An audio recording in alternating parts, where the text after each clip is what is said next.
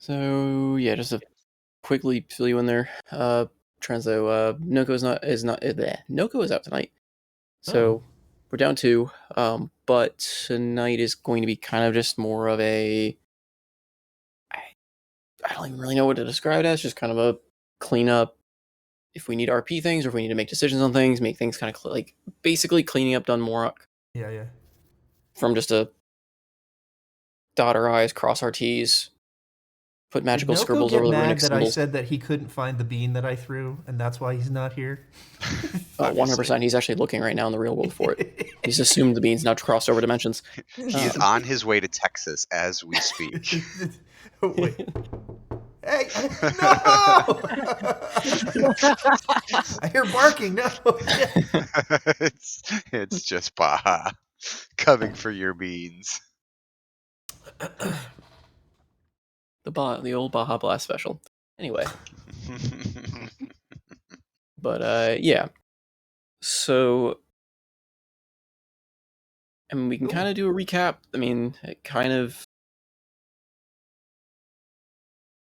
I mean, mostly just boils down to you guys face down Madeline and took her down through a very different route than I intended. But it works. Yeah, she play with all of you guys' minds, play with your memories a bit. I'm a snicky snack that solves boss problems with words. I'm sorry. All right, so Madeline breaks out of her prison and just immediately attacks you. Just you. No. That's par for the course. The necklace she's encased in suddenly begins to shrink around your neck. Oh no. Sneaky snake this. Rocks fall, you die. She just permanently casts silence on you. Old being dead. Wait, no, you can. I'm not gonna dedicate the brain power to that. But yeah, so you guys beat her in a sense. The threat really hasn't ended, but you've now kind of changed the scope of what's going on. Because now she resides in a mutual kind of state of sorts with Yuzadan, much in a similar way how Elodwin and the remnants of Foss in some way in the crown were the old ritual. However, that was definitely not a mutual event. But upon kind of restoring the crown, putting on Olred, and breaking this curse, as the dwarves would have called it, but more ending the final instructions left Grumbar, who, try as he might, was trying to carry out the last wills, the last promise he made to Grimlock. In the aftermath of that, things get a bit crazy. Since a city that was, once thought to be this highly isolated fortress guarding so much, the rest of the world just looking on, wondering what's going in there. It fostered mysteries, it fostered suspicion, many of which you guys heard from within and without the city. It just kind of caused this giant sense of everyone's always kept an eye on Dunmoric. Well, now that the literal mountain crumbled in on it, that has consequences around the world. People are definitely kind of making actions to see why and what that's going to mean for them. However, in the immediate period, kind of with the fall of the mountain, with the restoration of Grimlock, his concern, because you guys all reconvene, his first action really is he's going to be taking everyone into the remnants of the castle, into the remnants of the old keep, and he wants to hear everything that's gone on since his relative absence. As well as kind of making plans for what he's going to do for the kingdom, because he doesn't really want the throne anymore. He never really wanted it to begin with.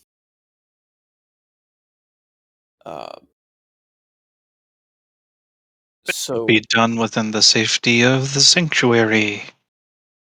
We definitely, we heard him kind of say that. Yeah, that was kind of one of the last things. I know we kind of ended with talking with him a little bit, and he mentioned all that. So I had an idea that kind of knew when I would do the various things that I put on our list, Mhm. and one of them was um, uh, if well, I guess I would say, like, if anybody starts talking about what government is going to look like or whatever, especially if Grimbar is like starting to talk about, well, I don't really want the throne openly. I definitely would want to call Whisper beforehand to see if she had any plans.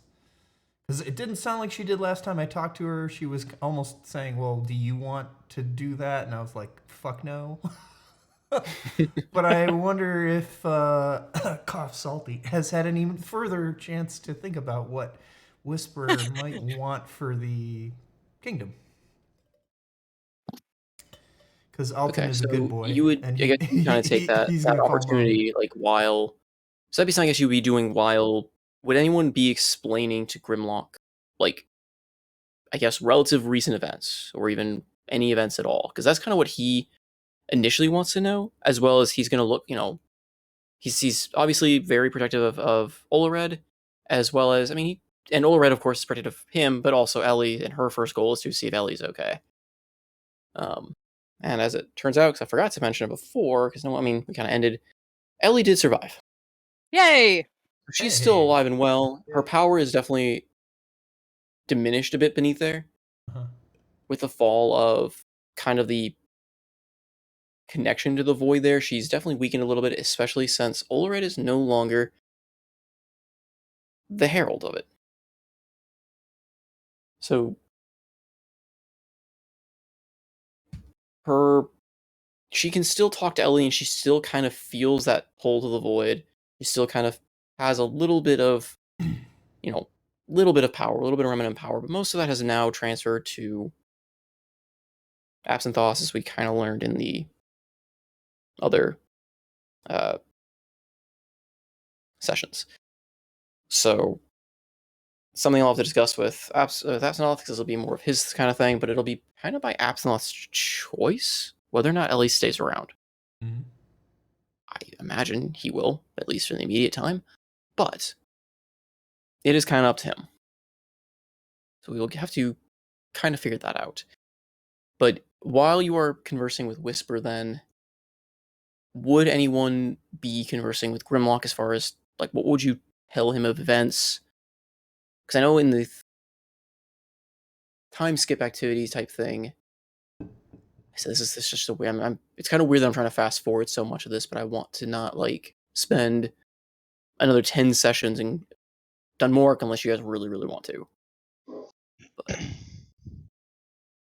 because there's a lot of RP that can be had. There's just a lot of downtime between things as well. I think I think Andros would probably be talking with him.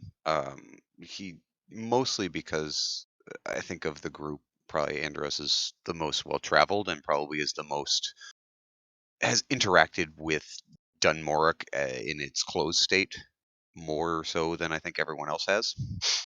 Just with the the occasional trades that his old ship may have made. So he would probably just be talking through that, talking about what things were like, how the ports were all shut down, Okay. and Would you discuss them any other events, like, even prior to that, like, just history of things in the world, like meeting Faye Lauren, meeting Restamore, defeating Restamore, like, discovering the crown, any of those, like, I mean, because if as he, you've discovered through time and time again, those are his old friends. Like, those are all yeah, from a time when they were an adventuring party.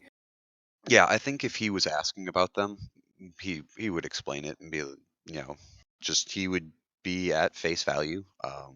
These are people that obviously we know that he knew, so he would explain what they've learned so far between Faye Lauren, between Theodore and Timothy, and if any of that got brought up, I know they're more, I guess, tertiary type information givers essentially compared to what he knew. But Okay. yes, I, he would Andros would be open with what they know. Okay.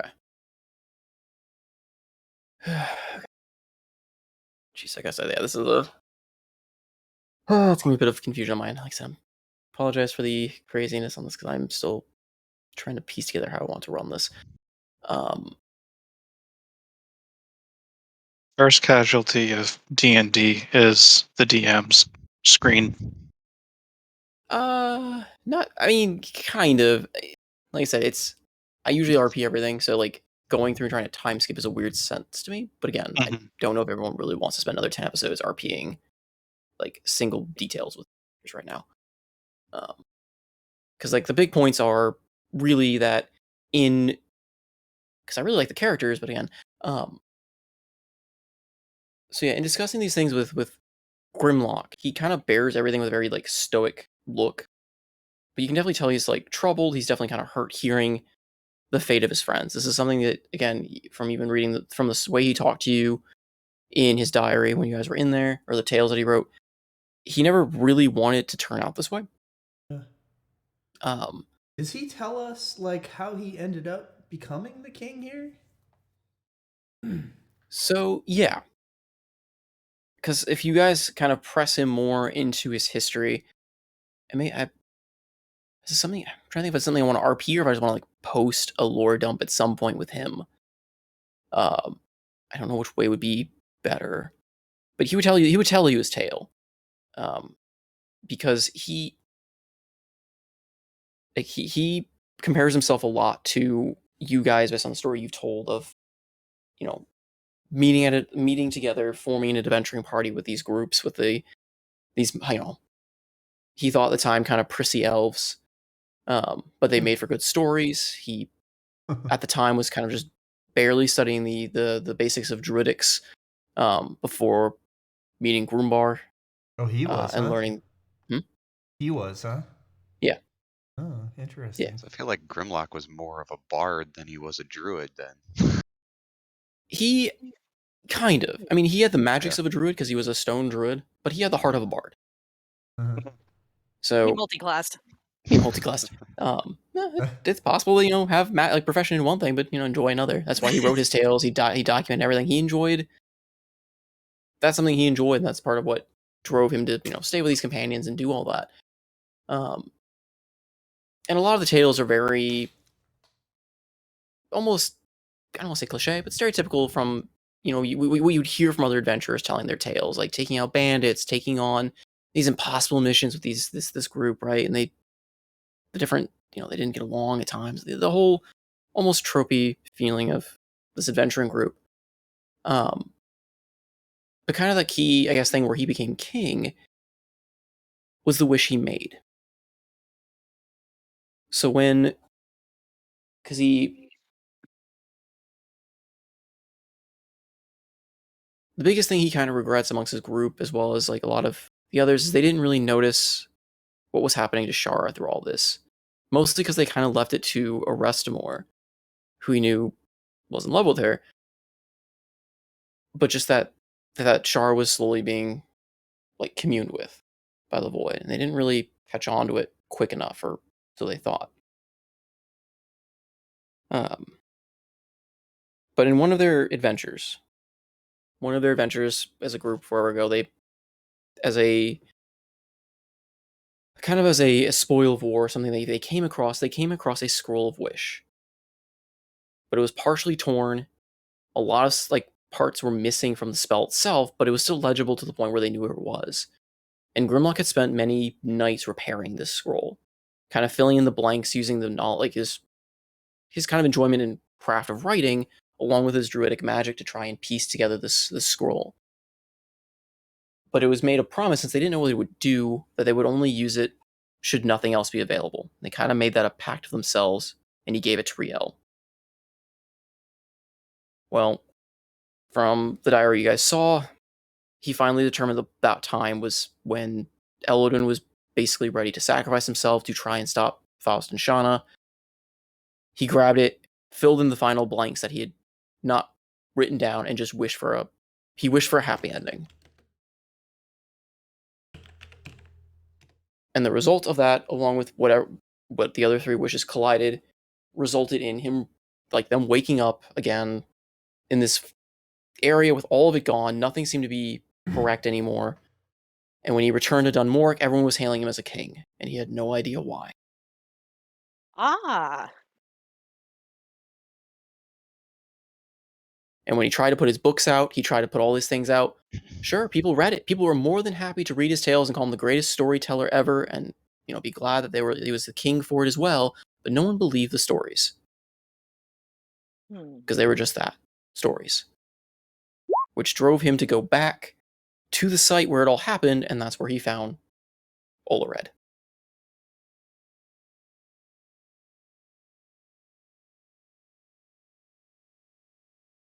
So from then on, he kind of made a promise to himself to try and take care of this girl and see why the world became this way. Because when he reached out to his fellows, the other members of his companions, Erastimor completely blew him off.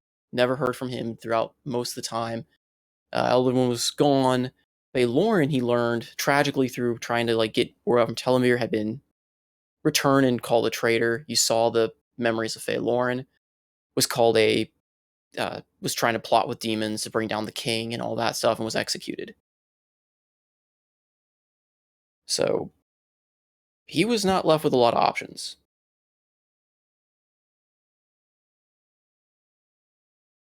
So he made it his kind of goal to try and learn from Olared, and ended up taking a liking to her, treated her like the daughter he never had. So, and that worked for a while until that thing came. The beholder creature came and started tearing apart Dunmork. He didn't know what else to do.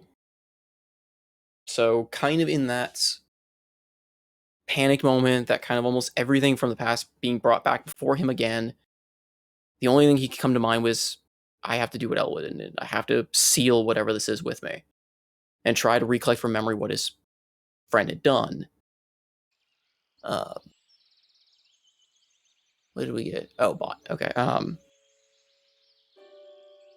However, Olared kind of interrupted that.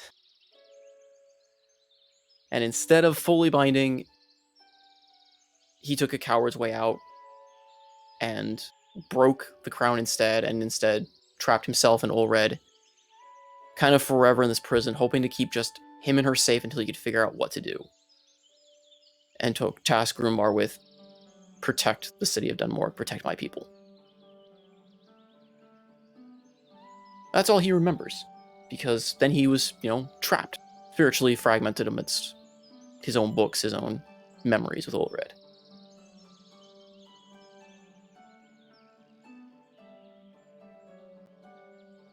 So that's kind of his tale to you, in kind of more poignant details, I suppose.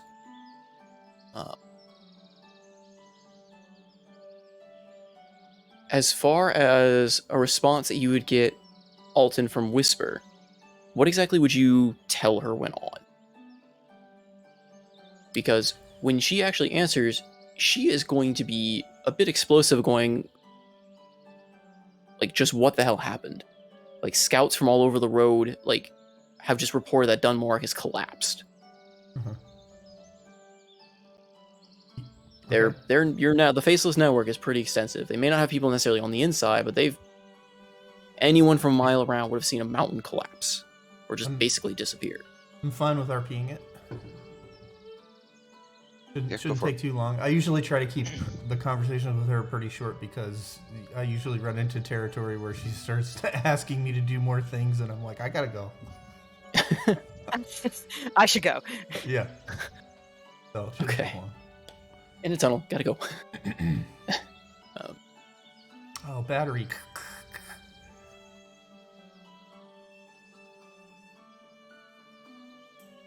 Bring. Okay, well, I'm trying to think, where do you want to start from, without that knowledge, or do you want to start after, that introduction of, that's the first thing she's literally going to ask is, Alton, what the hell happened? Let's start at the beginning. The Okay. very beginning. Yeah. I twist the Very ring. good I place walk to start. away. I twist the ring on my finger. Yeah, and you were immediately met with just her just going, Alton, what the hell happened over there? Well, good things to report, actually. What have you heard? We've heard the entire mountain has just disappeared. Yes, that's true.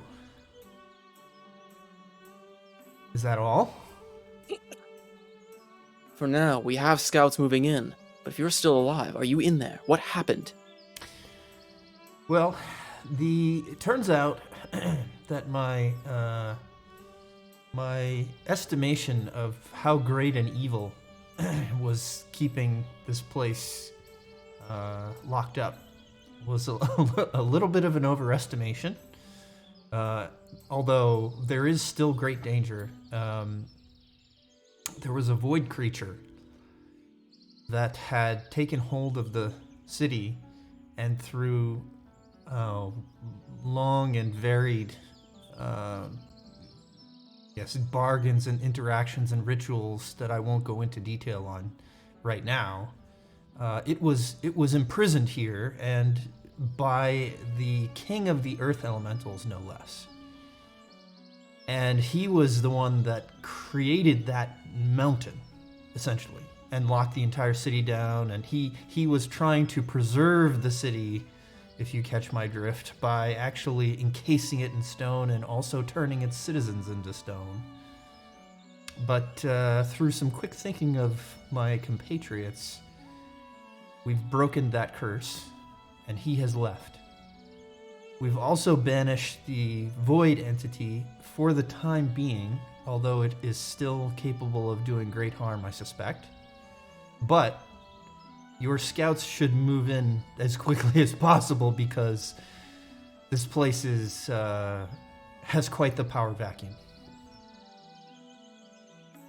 There's kind of a silence on the other end, and she just goes, I don't know if you're just blatantly drunk or you know more than you should. Yes, we have our members moving in, Alton. I dare not even ask, I suppose, but how in the world did you... You know what? Doesn't matter. When you return to Galaround, I expect you to make your full report before the council. I shall do as you say. I do want to offer my services, though. As I said, there's quite the power vacuum, and I've tried to set things up such that the outgoing king, who was... Well, I won't describe exactly how he came to be, but he seems to want to abdicate very quickly, and would be probably a bad idea to just leave that to the populace. Have no fear. This is our good. specialty, Alton. Good. We will have people there to guide the course of that. Good. May I make contact, or who will that be? You better not say Mort. No. He is a buffoon, but he's a useful buffoon. But not in those matters. Understood. Thank God. I mean, yes, of course. Who shall I make contact with? And it's okay if you don't have a name or whatever. I'll just make it up. You will not be making contact with anyone, Alton. You will be making a report to us before you have any contact with anyone else. Oh, okay. You don't want me to help grease the skids. I understand. It's not that we don't trust your operations, Alton. But perhaps it's time you know more. Though it is not my say. It will be the say of the councils, and whether or not they are ready to explain themselves to you. Okay. But so this must be done before we can give you any official capacity to aid in what we do. I see. Just know, we're shaping the world for the better, no matter how you look at it. With that being said, dear, I won't say no if you bring a few treasures or sorts that you can get away with, or perhaps the king owes you a nice little couple favors or sort. Well, there is the matter of the crown that you were so keen on, and I don't know that it has any more magical power or represents a key at all. It already has, dear Alden. It Okay. already has. Okay. So is this one of those things that I'll know more about when I get approval? You catch on quick, Alton. I like to think that's why you keep me around. All right then. Well, if you don't want my, machinations on the local population, I do have to stay here and clean up some loose ends. But I assume I should return to Galaran as soon as possible. Yes. Please do. Understood. If you cannot, let me know, and I will set up a meeting to convene with the council by other means. But ideally, it should be done here, in the safety of our sanctuary. Well, okay. Wish you a good day. Good luck, Alton. And good job. Thank you. Click. Yeah, click. An anachronistic click is now just the old dial-up tone. Yeah. But Okay, I should So, go. yeah. Click.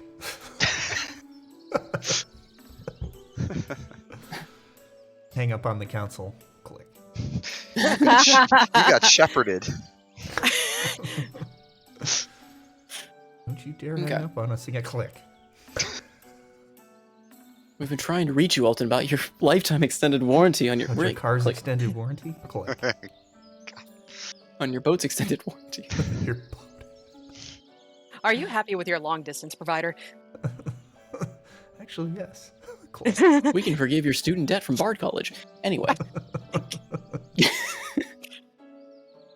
Nah, all right. That's So that's- hilarious. That's the conversation with Whisper. Mhm. So you heard the story from Grimlock. Is there anything else you guys want to know from Grimlock, or anything else that you'll show or give him? Do you actually give him the crown at any point, And the Andros? I don't think we ever took it back. I think we put it on Olared's head. No, not that crown. Not that crown. Oh, Elodwin's crown. Yeah, because I think you mentioned. Um, Am I crazy? You did. It probably would be after he's had a chance to rest, Okay, but so we can get to maybe that a later day or then. two later, Andros would come back and he'd want to understand more of the specifics of it. Okay. That is fine. We will get to that then in a bit then. But yeah, anything else with Grimlock in that kind of immediate time of like him telling you, kind of filling in the holes of his past? The only thing Andros would want to know is how he met with Groombar. Just how did that, I guess, partnership was started, and So from his yeah. experience, how did he feel about the relationship? So yeah, Grimlock came across Groombar in a very kind of odd fashion, as probably seems to be Groombar's entire thing, in trying to figure out what circle of druidic he specialized in. Like, he tried communing with other druids. There's not many dwarven druids, so he didn't have a whole lot to really go from, but even trying to communicate with those of Feitoru and brain's forgetting my NPC. Feitoru and his brother. They couldn't really find something that fit him. He kind of failed at most circles of druidic magic. Everything kind of withered, or turned to stone randomly on him. Like, he would make stone flowers. He would make. So he was reached out to by Reddrag. Regdrak?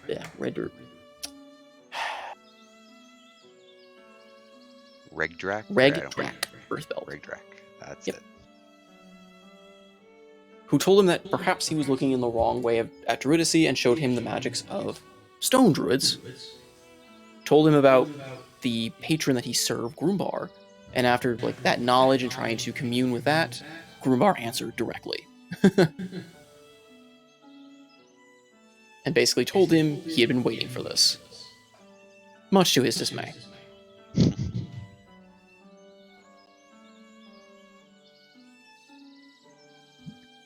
So from then on, he became basically a stone circle druid under the patron of Grumbar.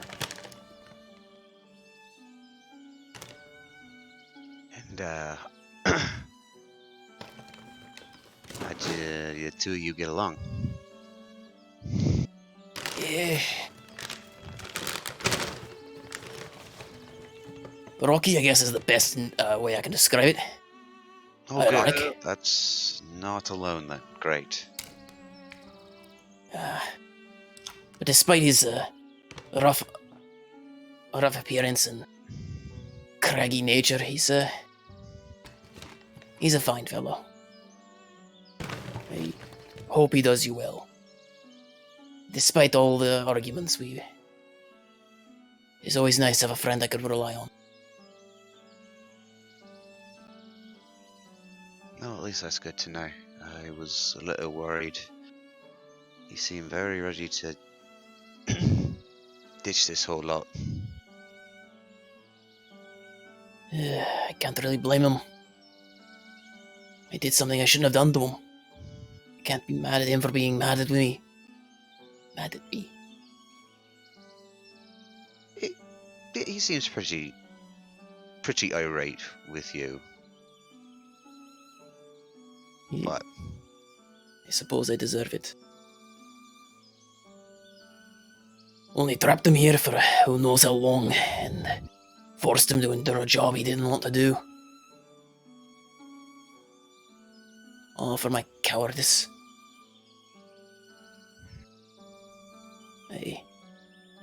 No, I can't blame him.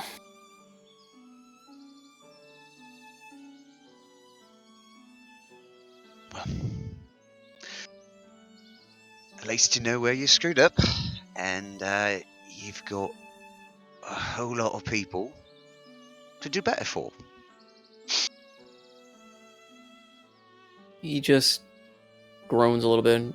I don't want the throne anymore. It's brought me nothing but misery, it seems.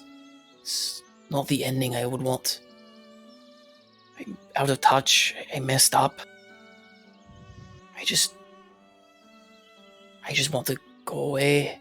Hide away with Ored and yes, Ellie, and just... I don't know. Keep them safe. Well, thank you. One last step to the city before you leave. I understand and sympathize with the feelings.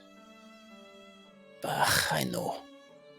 I'll try and gathering the dwarves and see if I can't find a worthy successor to name or something.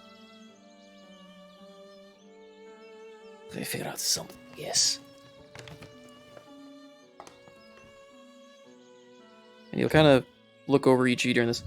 But been a while by the look of it. Any recommendations from the dwarves, you know?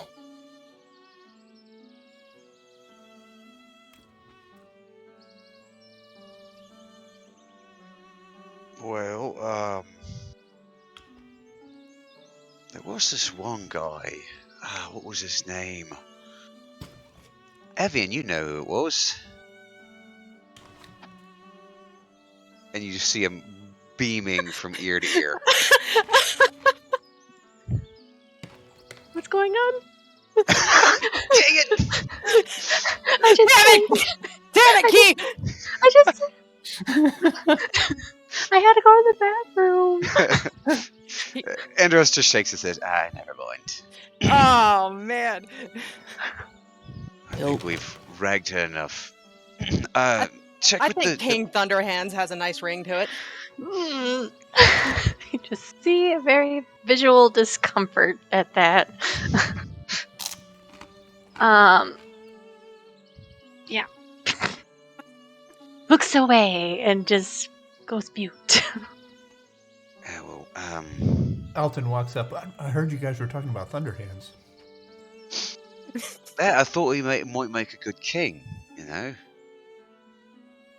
Well, that Evian, would how be would you quite like the to be the elevation. queen of Dunmoric? Fuck But- you all. But it just might work. Let me call Whisper back. Hang on. Nah, but Grimlock, in all seriousness, perhaps maybe talk with the captain down at the docks. Silverforce, I think his name was. If nothing else, he knows who's who in the last few centuries. He can at least point you to who's been trustworthy, who's been able to keep order in this mess he left. So many listen to me. From what you told me, it sounds like they all think I cursed them. You sort of did. Just rubs the bridge between his eyes and just furrowed consternation there and just... Hey, I suppose. That's one way to look at it. Alright, Guess I got to be a king at least one more time. So, kind of with that, unless anyone else has anything like immediate to say, he's gonna try and address the current gaggle of dwarves.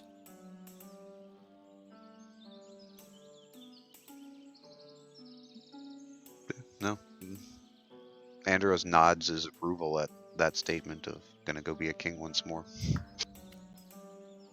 Okay. So yeah. He'll go out, Olred kind of tailing behind him, along with Ellie, actually. Though she can definitely tell she seems a little bit blurred, if that makes sense. Like a little bit afraid, but keeping herself together. But he goes out, and I mean, all the dwarves' eyes are on him, but there's a lot of like talk before he even gets out there. As you all step out with him during this period, a lot of the dwarves from that outlying city, the refuge, are talking to these dwarves of their past. A lot of them are, relatives potentially, kind of long lost, or some of them are, used to be maybe neighbors or used to be kins of some kind. So there's a lot of just talking going on and catching up what happened over the centuries. And with Grimlock stepping out, there's a definite, just this mixed air of emotion going on. Because a lot of the older dwarves, the ones that were trapped in the stone, a good chunk of them still believe in their king. They don't really know what happened what caused the whole ending to happen the way it did to begin with. And a lot of the newer ones, the ones from the refuge, are all unsure of what to think of Grimlock, because they've lived their entire life thinking that Grumbar, posing as him, was king and was enacting a curse upon them all. But I don't really have a speech prepared for him, but he addresses his people.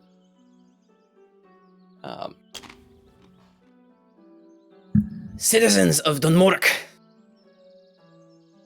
At one point, I could be called your king.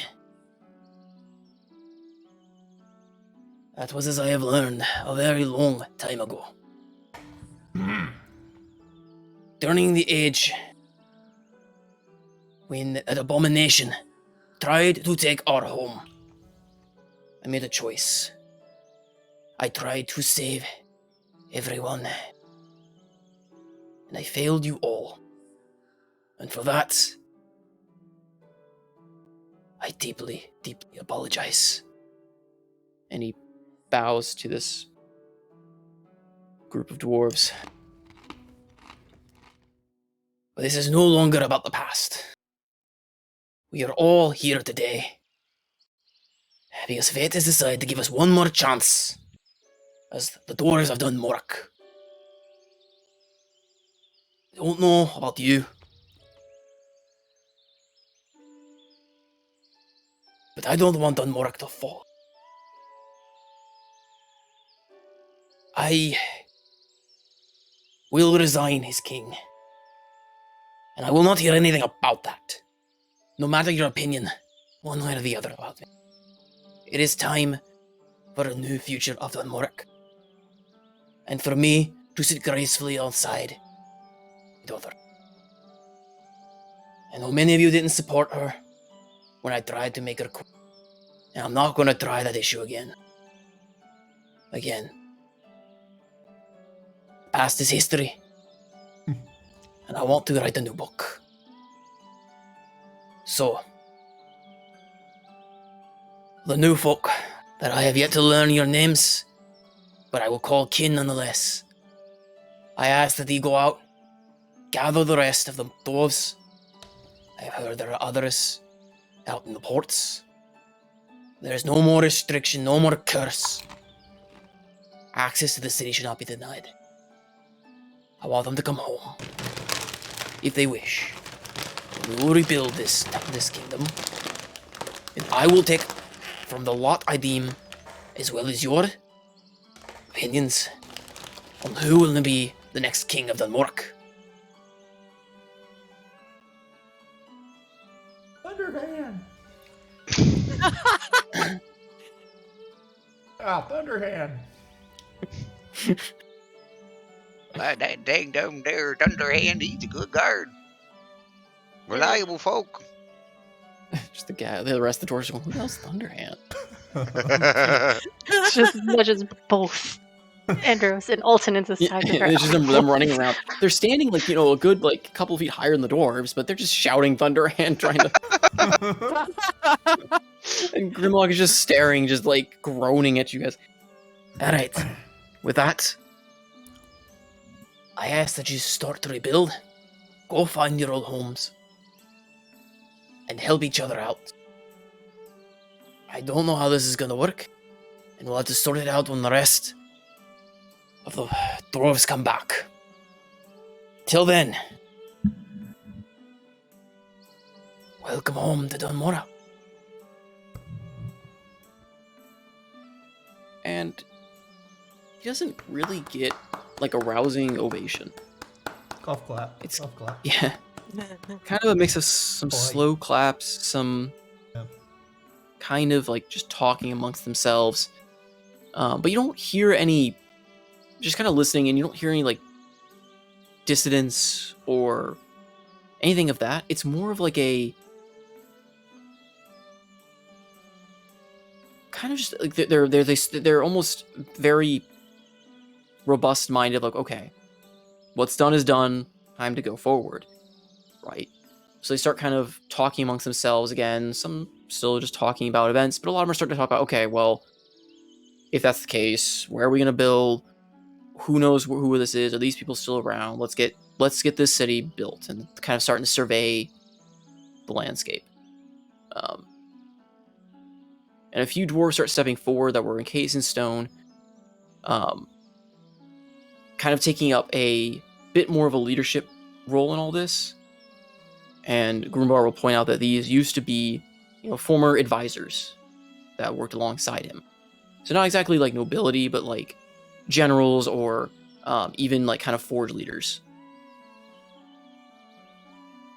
that start kind of rallying more of the dwarves and trying to get things cleaned up. They start spreading out into the city, cleaning up the rubble. They just immediately get to work, as they are wont to do. And several dwarves are sent out to head back to the docks and try to spread the news of what'll happen there. They are, however, going to be met in the tunnels, as it is kind of hard to miss the coming down of a mountain, and a lot of the dwarves are already cautiously but racing towards the city proper. Especially now that the tunnels aren't trying to kill them. Yep. So during that kind of over-session, Grumbar will make a request saying, asking if any of you would be willing to also join the dwarves in convincing the dwarves of the port to kind of come or tell the story to them, as well as if anyone wants to stay to assist him, because he's gonna say like, I haven't been a king for some time, but I know trouble's gonna happen. If you're telling me a mountain went down, I get the feeling we're gonna have visitors very soon. And my advisors are just as in the dark as I am about everything that's happened. What advisors? Hmm? What advisors? The ones he pointed out that are kind of marshaling some of the other dwarves. Oh. Like he's got three of them specifically. One he points out was one of his commanding generals. The other he points out was a forge master. Kind of leads the dwarves, like the old, kind of like head of what we would consider like a smithing guild or a crafting guild, but he's just head of all kind of forging in the city, maintaining the forges, maintaining production, that sort of thing. And then a third being the commerce, huh? Yeah, commerce, perfect. Okay.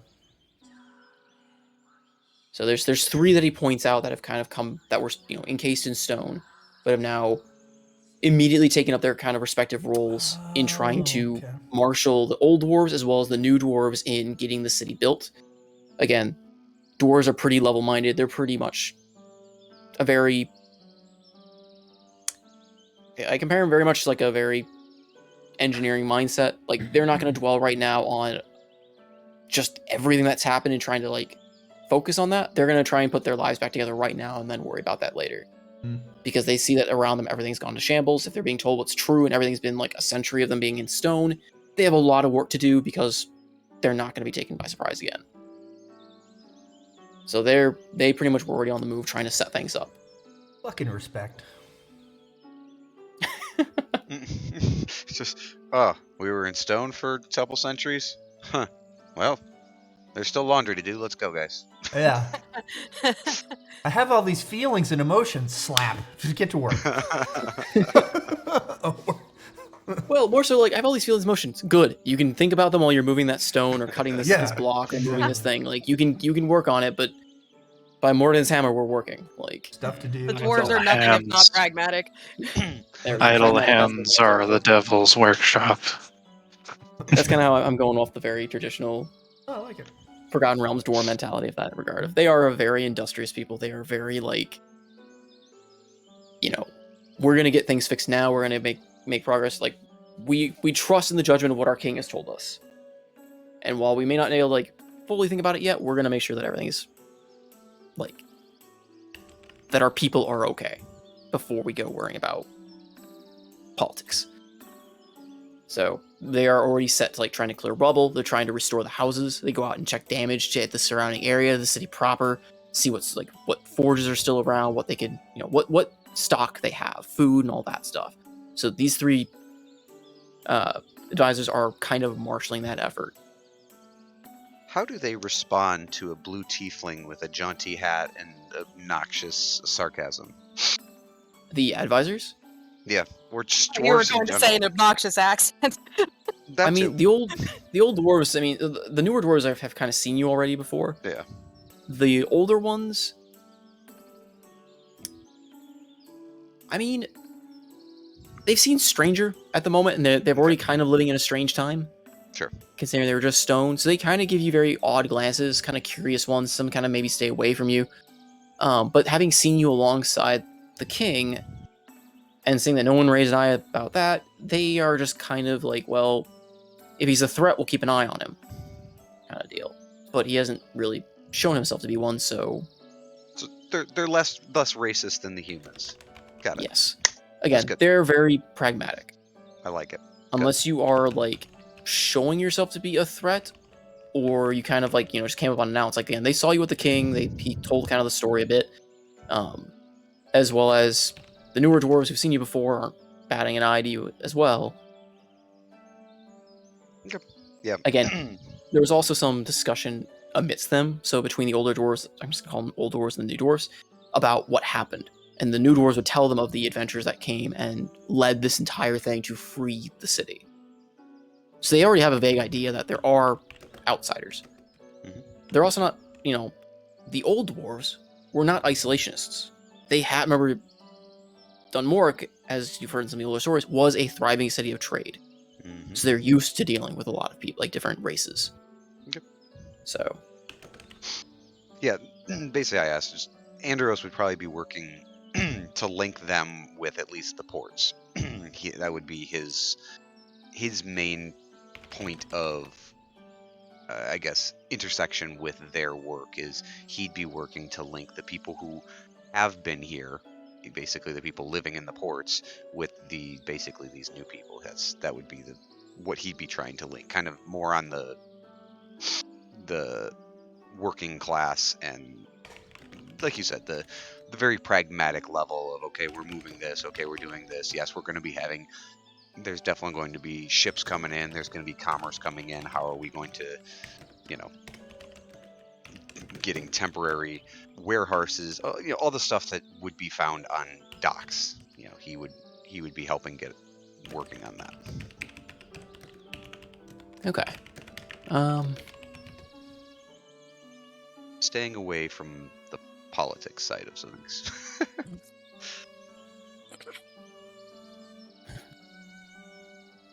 Makes sense. So yeah.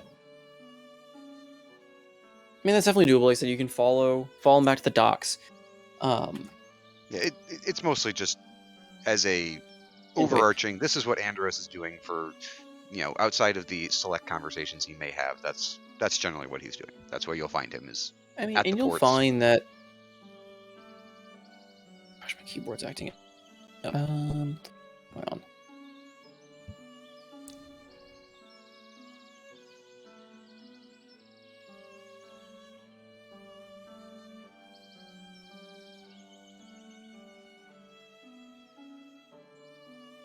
Can you hear me? Yes. All right, my keyboard's acting. I think something got spilled on it, and I think it is flipping out.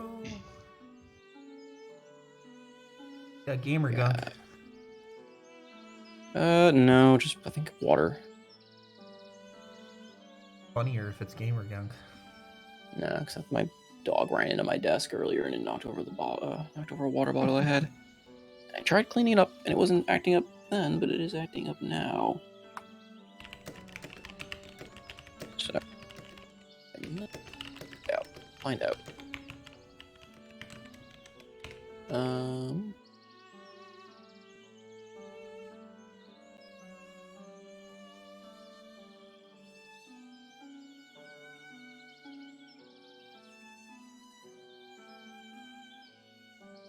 Oh, it is flipping out. Shit. What is going on?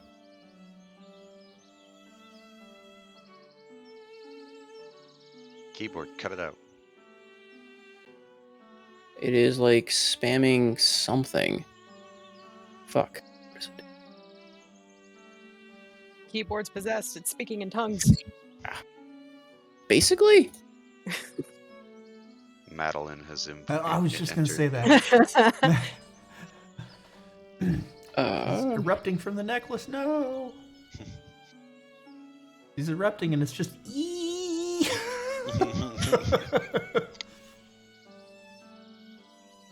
Apologies, I am trying to figure out what's going on with my keyboard now. Because it is spazzing out. Plug it back in. It looks... Yeah, I may have to do that. Because yeah, it's basically triggering some of the F keys randomly, and it is triggering something else randomly. F. Well, no, the actual, like, F... I think it's Wait. F6 or F7. Oh. We don't hear anything on E and I's end. So, situation normal. Just give me a sec.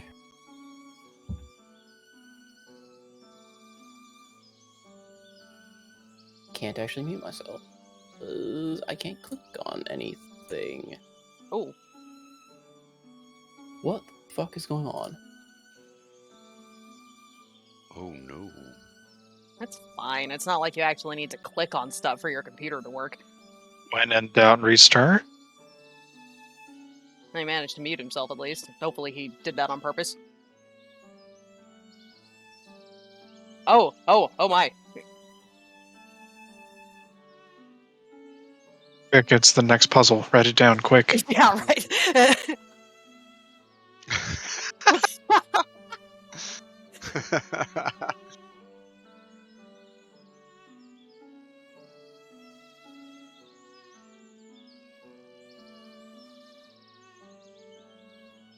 I think you found the general area that's occurring.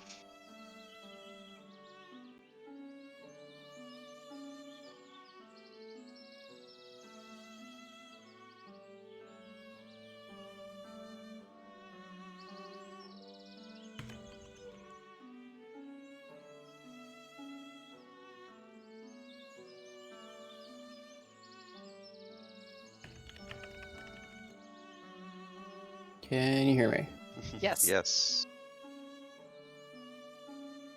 Can you hear me? Mhm. Yes. We can. I can't hear it. Oh. Oh. There we go. Can you hear me now? Aha. Yes. Ah. Okay, so I've unplugged my keyboard, and I'm gonna let it maybe dry. I don't know if some seeped in there. Apparently, I started typing in actual. Okay, so well, that tells me what keys were fucking up.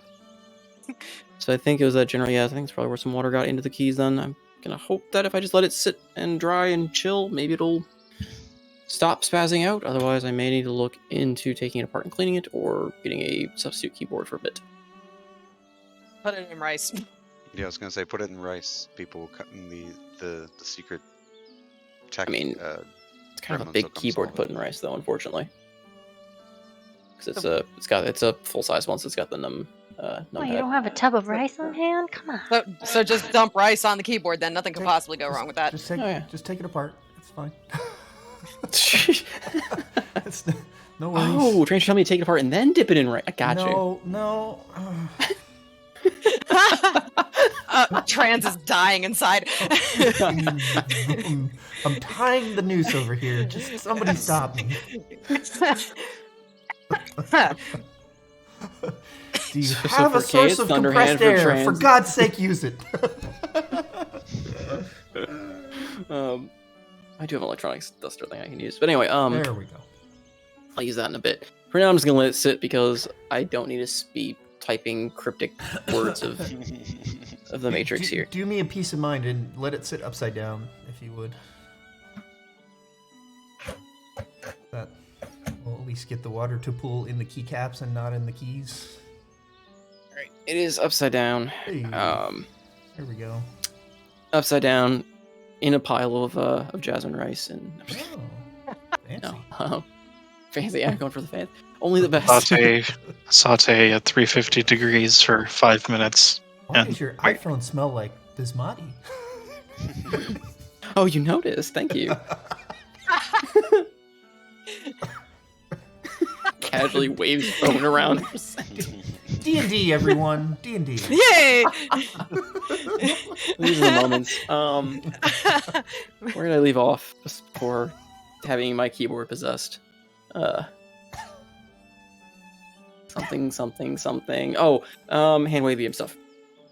So Pink underhands. yeah, so you'll find that. Find Thunderhands. Kind of another thing you'll find is Silver Force, the guy you met at the docks a long while back.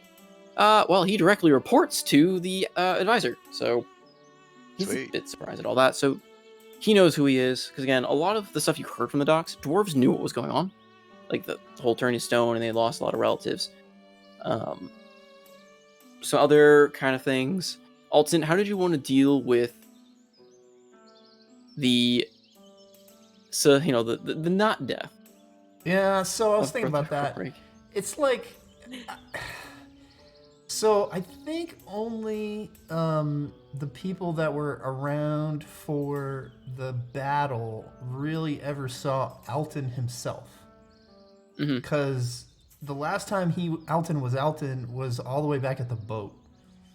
You were also Alton, I think, when you met Hell, Edberg or Ed. Oh. that's right. At Bara. No, he was a random Ibarra. dwarf. He was Yeah, just a random guard. Were you a random that's dwarf when okay. you did that? That's okay. So I don't remember. I'm trying to remember because I think you. I know you were a random dwarf when you entered the temple and trained with them. I don't remember. Maybe you did show up as a dwarf. No, I had to be impersonating Crumrig and along with Absinthoss when we were doing that because they knew. Like Edbara knew what we were doing. Yeah, Edbara, I think, knew you were a human because you met her with Mort, or you. Yeah. Yeah, you brought Mort along. On the I thought. boat. On the boat. So anyway, listen. So there's not a whole lot of risk that people in this, the old city, I think, would actually know that I was that Alton's form was in any way related to Crumrig, other than Alton walked out to the dwarves after the battle was over and went, Crumrig fell in battle. He was quite the man and everything. And he kind of made that speech, but like, there's no way for any of those people to link him to, Crumrig at all.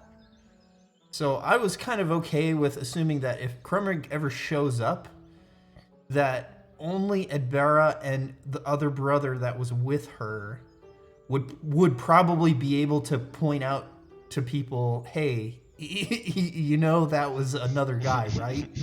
Like everybody else is going to be like, yeah, I saw Crumrig once, but I never saw him turn into Alton. Unless, So God, I here's always what's get going to their happen names then. fucked up. If you go that route, Okay. here's what's going to happen, and I will give Okay. you a roll if you want to influence on this, because the way you described it, gave me a really silly idea how they're going to view this. All right. Edbara knows what's going on. Break out my dice here. There was another character, however, that had suspicions and is going to play off of this. Okay. Because the dwarf you met in the outskirt, the little town, Icebeard's Refuge. Where? The one that I vouched for you multiple times, Merkram. Yes, old Merkram. old guy who lived or worked in the crumbling chapel. The rumor that's going to start going Oh, around. right. The rumor that's going to start going around, specifically from Edbara, because she knows kind of what happened, is that wasn't Brother Crumrig. That was the Avatar of Moradin. Interesting. Ah. And with his job done, he has left. That's why they don't have any play in it. And all that happened the way it did. Alton is very, very observant in so much as he just doesn't talk a whole lot when he first meets people. So I'm hopeful that if I had to make a roll, it'd be like, if this ever comes up in front of him, he'd be savvy enough to just let someone tell him the story and then go, yeah, that's what I heard, and not immediately be like, oh, I'm not guilty. You know what I mean? No, that's what I meant. Like, if you want to go ahead and roll me like a Sure. either persuasion or performance roll, just to kind of aid in that circulating, because Edbara is gonna be one who kind of starts it. Not bad. It's a 13 plus 11 or something. I can't remember. Okay, then yeah, because that throughout the week, that's the rumor that'll start getting circulated again, kind of on the part of Edbara trying to help you, because again, she knows what's going on. She knows that you weren't Crumrig, and when she hears that kind of trickle down from the dwarves that are coming over explaining what happened, that's the story she's going to pass on. That's the story Crumrig is going to tell when he goes to the dwarf saying, no, it wasn't me. Morden came to me in a vision and said, I will save you and your people. And they're going to turn it into a religious fervor. The old dwarves, with a roll of 24, Alton will do whatever he can to reinforce that rumor. Then yeah, definitely. You definitely help with this as well, because then you start telling tales. Because they'll come to you kind of asking, well, hey, you were with him, did you notice anything odd about this Crumrig? Like, here's the real one. Did you notice anything odd about this new one? And you'll start spinning tales of, he was kind of glowing, or had all these magical abilities. You'll spin it to a point where suddenly the Crumrig of this story becomes very divine. With divine powers in this fight. And maybe even embellishing it where the Crumrig was the one who did a lot of the Avatar of Moradin here did most of the work. Sure. So it'll kind of spark off a bit of a religious fervor. That can't go wrong at all. I love it. I mean, the old dwarves are already pretty religious. Again, you saw them in the city with symbols of Moradin held up for a lot of the ones that were turned to stone. Oh, yeah. So there was already that kind of basis, and this only just further cements it. You also know that Edbara and her clergy, being kind of last of what they were trying to bring back that religiousness that was lost because everyone believed that Moradin left them and cursed them. Yeah, I mean, I had planned on just, we don't need to roleplay it, but just seeing if I could find Edbara again and thanking her and everything. So if this is what becomes of that, and the result is that, it re-energizes the spiritual sector of this city, then that's more than I could have hoped for. Yeah, no, that's when it's gonna happen. And yeah, if you want to find her, she is very thankful to you because you did restore the promise that you told her of being able to see the sky again. Yeah, Like that's one of the first things she wants to do. She goes to the city proper and she gets to see the open skies of the world. That was a great conversation, by the way. I re-listened to that before today's thing, so yeah, I'm very happy, and I think Elton would like to keep her. You know, this is meta, but like he would like to keep her as a contact here, and hopefully see her advance somewhat. Just because I don't know, I like add her that. to the ring context. I'm just kidding.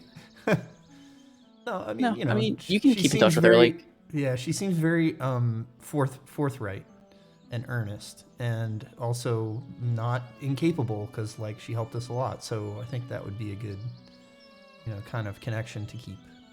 yeah, for sure. Like she's gonna stay with the city. Like even though she's like ecstatic to see the open skies and she would love to kind of adventure, her place first and foremost, until told otherwise, is she's a servant of Morden, and she truly believes that with the changes, with what she saw that you guys have done, that the city is bound for better places now. So she wants to be a part of it. She wants to aid in being kind of that spiritual, like, not necessarily guidance, but she's kind of en route to being the head cleric. So that may help later on the road, or you may, that may become something that comes to pass in later weeks outside once you're no longer in Dunmore kind of mentality. But you get that feeling that's kind of the path she's on. Neat. So that'll happen. Andros, I know you mentioned also like talking to Karjut and seeing about getting a crew. Yep. I mean, he is more than happy because that's the promise he made with you right at the start of getting to Dunmore, is he wanted you to take him the hell out of there. Yep. So he wanted me to get to the king, and he wanted to get out of there. He is more than, like, he, of course, like any of the dwarves, go to Dunmore proper. They want to see kind of what happened. Kind of get to see if there's anyone they know, kind of deal. But yeah, once you meet up with them again and kind of discuss your plan about leaving, you don't have to bring it up to him. The first thing he would ask is, are you going to need a crew? Because he'd be proud to call you his captain. Just like he was ready, like, he was willing to call your old captain. So yeah, Andros is fully on board with that. He, obviously instructs them the first thing that we need to do is get the ship back ship shape. Obviously there were the ballista holes in the side of it that had, pulled it into dock. So that's the first thing that he's going to instruct them to do, is get them clearance and materials to solve that. Yep, I mean, they'll get to work on it. He's going to give you a lot of sass about the condition of the boat. Like, Andros is literally just going to shrug and be like, look, it wasn't my boat in the first place, but I intend to make it ours. To a right. and yeah, Karja is just, I mean, he'll of course laugh it off. He's going to say he's going to turn into a boat worthy of a dwarven crew. But man, did you ever give him, you really cut his work out for him with this dinghy of sorts. Yeah, no, he's he is not in disagreement. Yeah, so he's definitely he's going to have a crew of, I'm going to say 6 other dwarves. I'll try and figure out their names.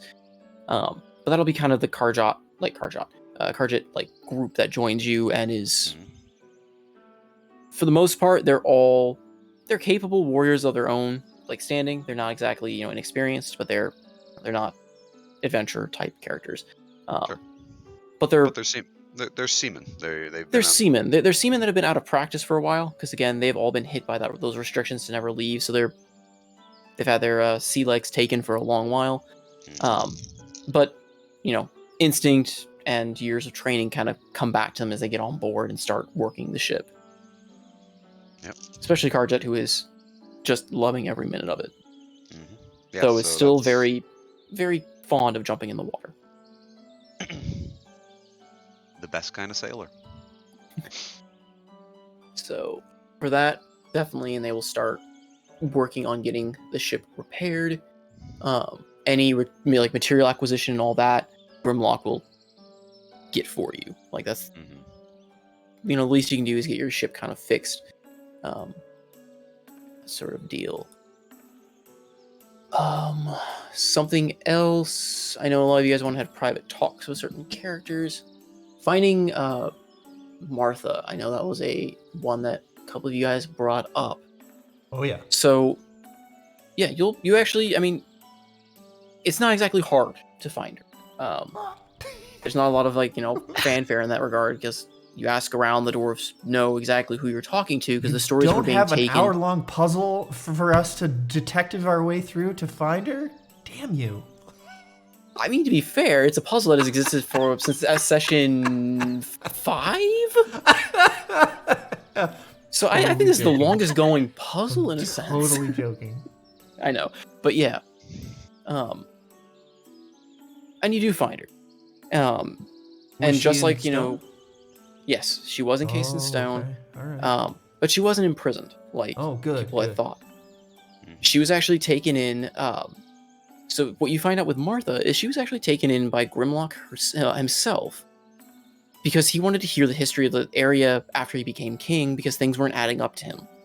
And Martha, being being a kind of a rarity among the dwarves for being a bard at the time, had more of that knowledge than anyone else.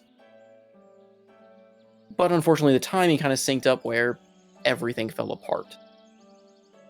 So stories. Wasn't she like imprisoned though for?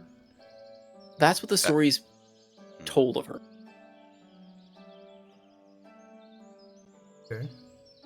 Like, what didn't her husband say they took her away from them though?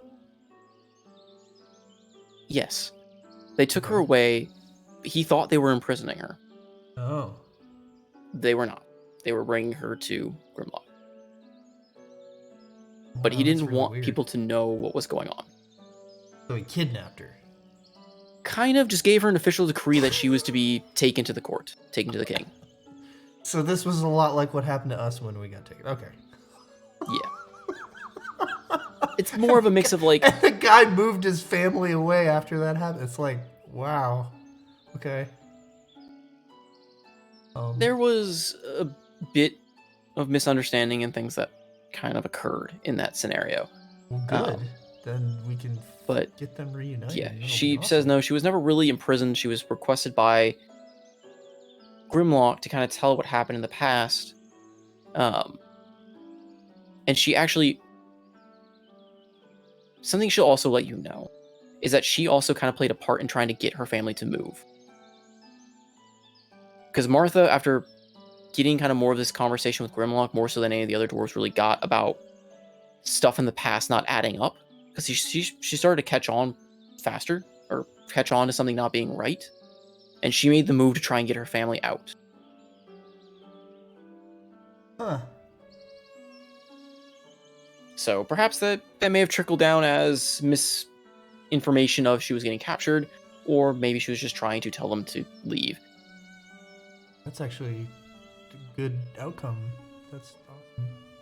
So, but she was catching on, mostly again because she was kind of because Grimlock really never told anyone or confided with anyone of like, why is everything not making sense? Why am I a king? Why is all this happening? Why are people not remembering my stories? So when he converses with a bard whose stories are now different from the stories he knows, and she's starting to see this on his face of like, he's truly believes the stories he tells are real, something's really screwed up. So it worried her. I have a lot to say about that. Alton would probably have a lot to say about that. I have no idea how I would roleplay it though, so I'm perfectly willing to let it be a cool story that has happened, but we haven't fleshed out. Okay. I mean, we can also do it via text if we want to make it like one of those conversation bits as well. Mostly, I just want to tell her that her family is safe and that they can visit or she can go there or whatever. Yeah, and she'll be greatly relieved to hear that. She'll be very glad to hear that they got away and kind of like were able to live during this period. But yeah, the first thing she's going to do as well is set out and try to find them. Cool. So that's going to be her first order of business. we would be happy to. Alton will probably say this whether the rest of the party's around him or not, but he would offer to let her tag along if we're going that way. So Okay, she may consider it. She's gonna look into other options and see what might get her there, like Mhm. as fast as she can get there as well. Mhm. So she'll look into what options are available, but she'll Martha. definitely take you up on it potentially. Martha. Be good to have another bard. And So- Salty, just for the record, Mhm. how long has Dunmoric been stone? How long has Groombar been like? I'm not, because I guess I'm confused if it's been like a single century. Has it been multiple centuries? It's been about a century, Okay, about 100 years. Okay.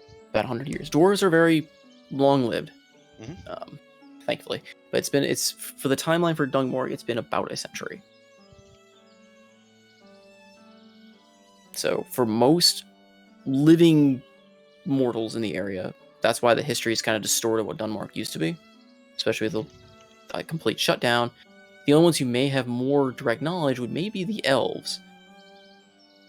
But talking to Grumbar and all that, they never really had great relation with Telmavir to begin with, especially after everything happened.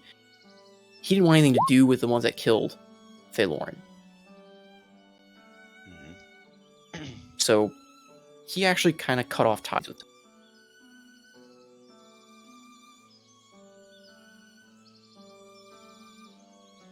Got it. And Makes also, sense. to add on to that too, Telmavir probably was doing the same because behind the scenes, Arestamor was playing his game. So at the time, because he was trying to do that. So trying to sort out the history a little bit.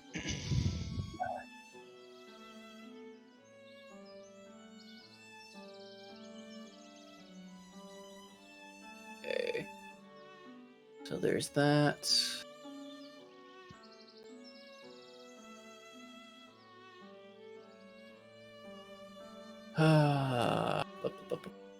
I am so very tempted to go with the plan I had initially. It actually was going to be my plan to begin with, but truth be told, I was very, very, very much inclined to have Thunderhands be part of the crew because he was already joining with Karjat before Karjat was asked to join the crew. But I think Kay might murder me. She probably will. It'd be worth it. But What are you doing? What are you doing? Do it. Do it. do it. Salty. You have wrought this on yourself. Oh God. Think of all Yeah, the so- joy you're bringing to the rest of the party, Key, though. It's just, we all love it so much. I'm So sure. some of the Go other ahead. stuff. I'll go through the nightmare if I must. I mean, I figured it'd just be kind of a fun little foil to play off of since you are. But anyway, we'll get to that. We'll figure that one out. The other stuff.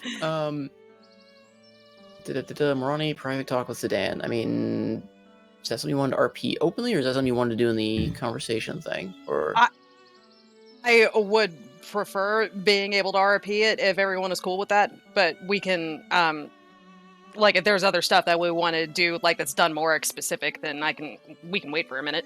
well, I'm trying to piece together just timeline of when these, like, when certain things are happening. I guess that conveys anything because there's a couple other big, like, Dunmoruk bits and pieces. But it seems like a lot of the stuff on here too is a lot of like just conversing with certain characters. Right.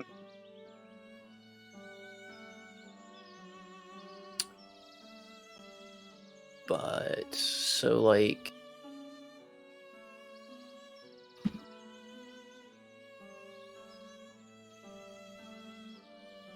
Um, trying to think how I want to like do all these because there's a lot of like one-on-one talks, and I don't know if we want to do. Do we want to RP one-on-one talks during this session? Do we want to do, like, is it the conversation thing, or do we want to try and like? I don't know if we want to like pick random times to do those. Like, if everyone just wants to do I them. mean, I know some of my one-on-ones, like especially with Arestamor and my Dryad, I can probably do on our next session. I just know that my technical one-on-one talks with like Grimlock and Malaret and Ellie is Mhm. obviously going to happen during this Yeah. session. But I mean, I can always do an RP thread too. Well, I'm just asking what everyone wants to do. Like, would you guys want to? Because if we do that route of doing the RPs in voice, is everyone okay with just sitting around listening, like, to a bunch of one-on-ones kind of deal, or does everyone want to like? Uh, how would you guys want to handle that? Because I just don't want to just sit there and just words. I need to restart the modem. Okay, so we'll Or, lose you two, I yeah. guess, for a minute.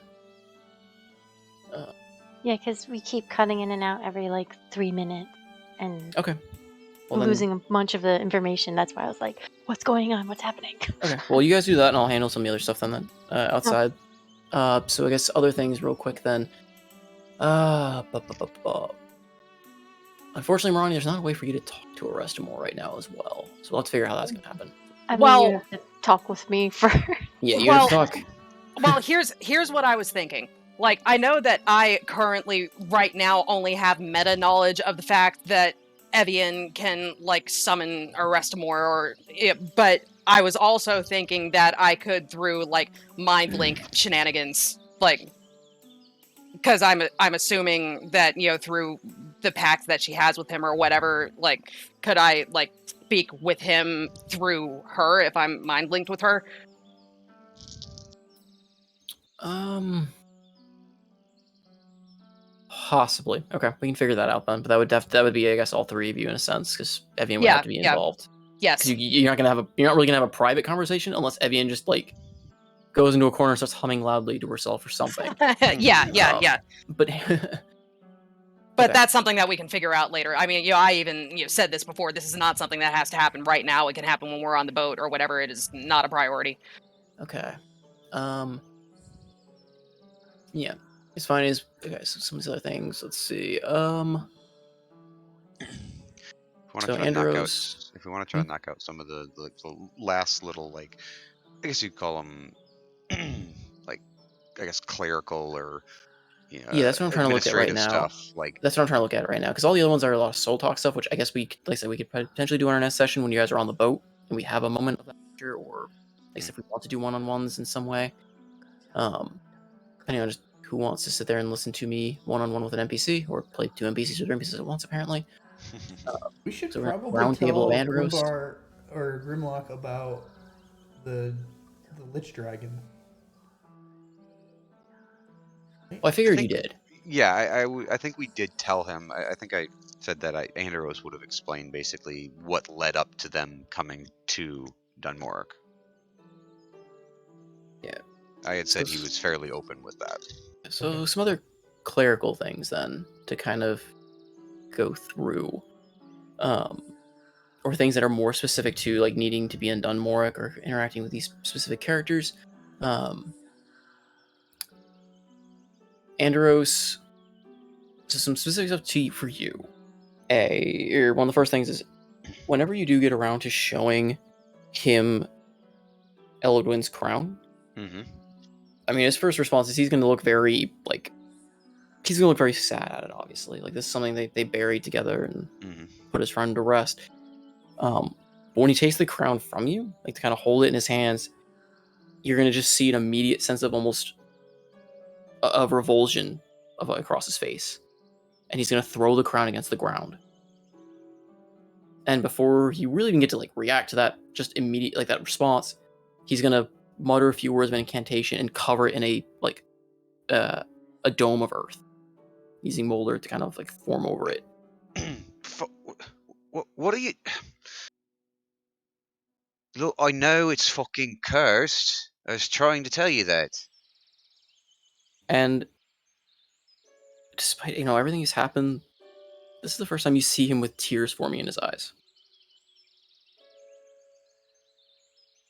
Lad, Eladwin's lost.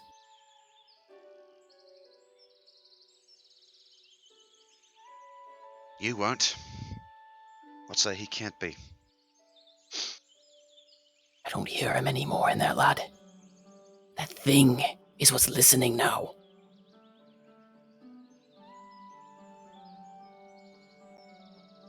So that's just the dragon then. He nods very slowly.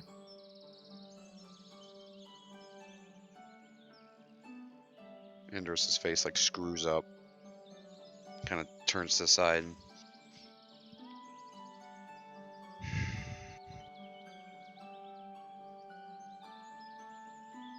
So that would have happened to you then. That was your choice. I can't say for sure. I don't know how my battle would have gone with that thing. But whatever is left of Elodun in there is not fighting anymore. Faust has taken back control of it.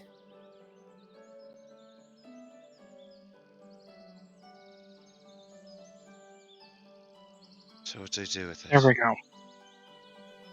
Don't know. You need to find a way to destroy it.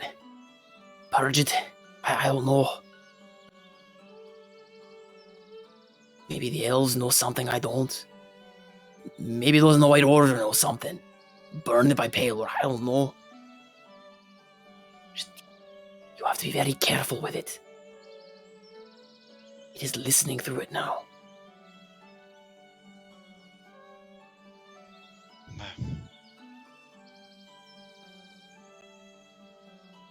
Here I was all going to be friendly and give it a good chat and see if I could find Elodwin still in there. But I guess the only thing that was left of him was what was in your books. You're sure he's gone? His face kind of like scrunches up a little bit and he looks over. Maybe bits and pieces, but what's left is torn apart. Hear his voice anymore in there.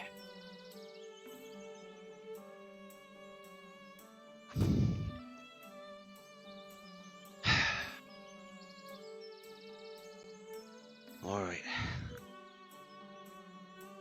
We'll be careful. Make sure I never touch it.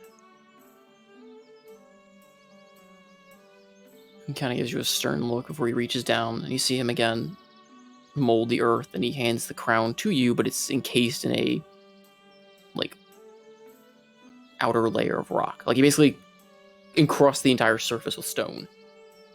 I don't know how much this will block out. It'll be a bit heavier.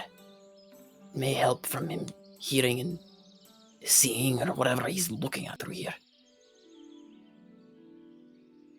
Yeah. Perhaps old Grumbar can do something with this then. If he doesn't hit me again. He will, but I don't know if Grumbar knows much about this. This he knows about trapping. Crosses the world of Earth. This borderless. The unholy, I don't know.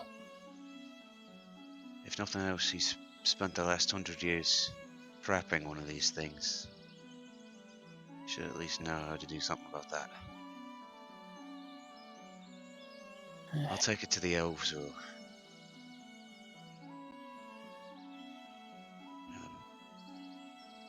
Halo fucks up in who knows where.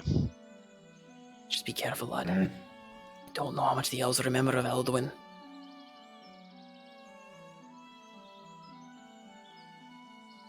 I would certainly try, but careful is really boring. He just gives him a smirk after saying that. And I will.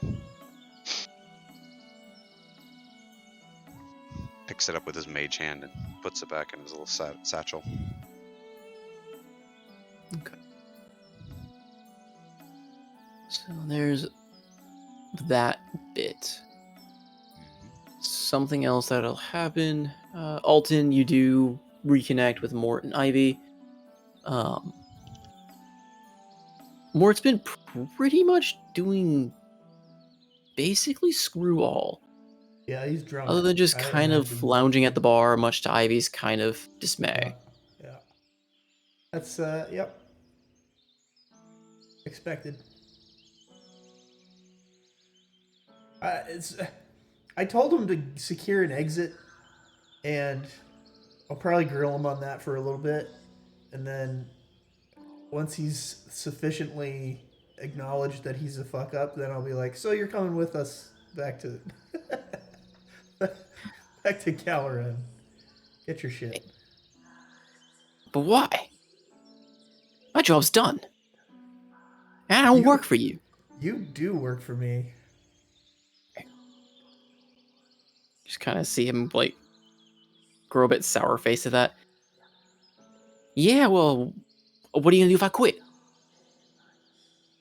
Not pay you. Also, maybe I'll take a lot of your money because I feel like you probably owe it. Yeah, you and what army? How much you got on you right now? Alton starts walking up to him. How much you got on you right now, huh? He kind of starts back. He would back away to the bar and pulls out a small shiv. Oh, careful with that. Oh, no. You're the one threatening me. Someone might get hurt. Just back away. I don't need to do any more deal with you faceless people. Mate, I was told I'd be done after this. mate, if you really want out, then we can let you out. But you'll be looking over your shoulder for the rest of your life. Who's this? Do that anyway. Fair enough.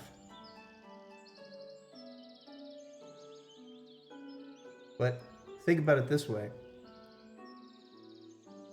When we got here to this port and you got off with me... You mean you dragged me off? It's true. It's true. And then we cured our muteness. And then I left you here to do a job. And what did you do?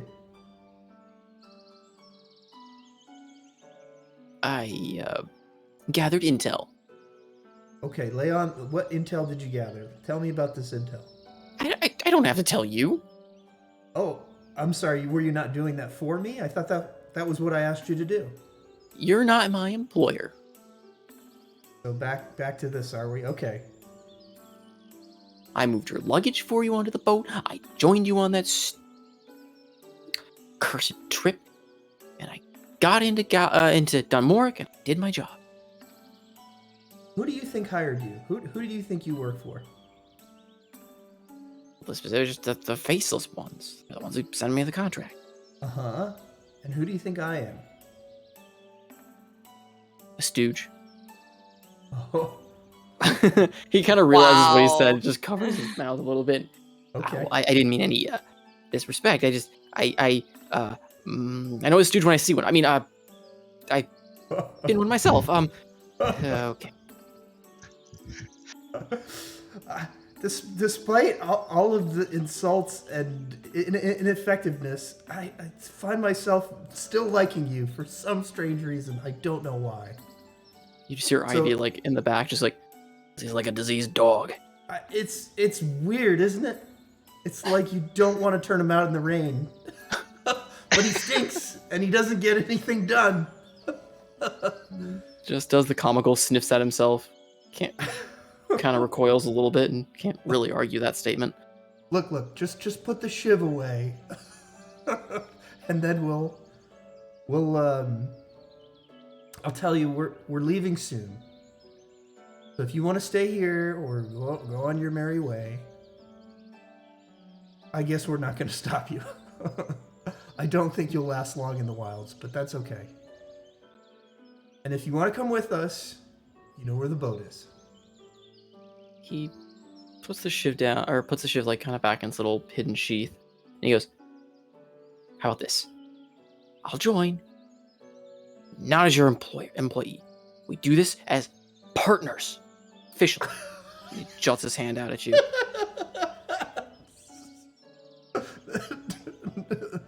I'll see you later, Mort. And he turns on his heel and walks away without shaking his hand. Ivy's just Mort, cracking up in the background, and you can just almost hear Mort's fuming, despite not making a noise. Mort is so the merriest LaPaul. I know. It's hard to be mad at him, but oof. What a turd burglar. So there's that. So something else that'll kind of come up while you guys are in Dunmore during this period, getting the boat prepped, kind of doing all these events. Grimlock isn't wrong. Envoys start coming fairly quickly within a few days of trying to set this. What? Oh, fucking God. I'm sorry. I'm sorry. What happened? Nothing.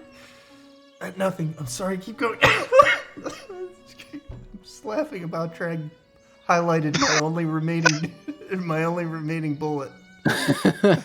As you started to move on, it went yellow, and I was like, dying. And Key's not back. Is Key back? Says they're still working on the modem. Oh. Okay, good. We're in and out. We'll put that one on hold.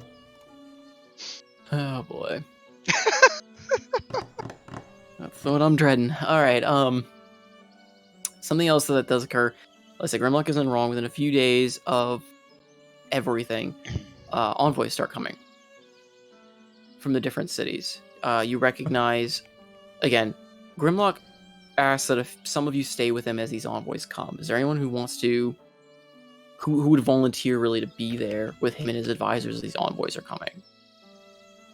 Andros is volunteering to run interference. He will be shifting people off to different inns and trying to slow them down. Well, he's not trying to slow them down so much as he wants another opinion from any of you guys that have been, you guys know what's the current events, basically. The state of the kingdoms and all that. I know.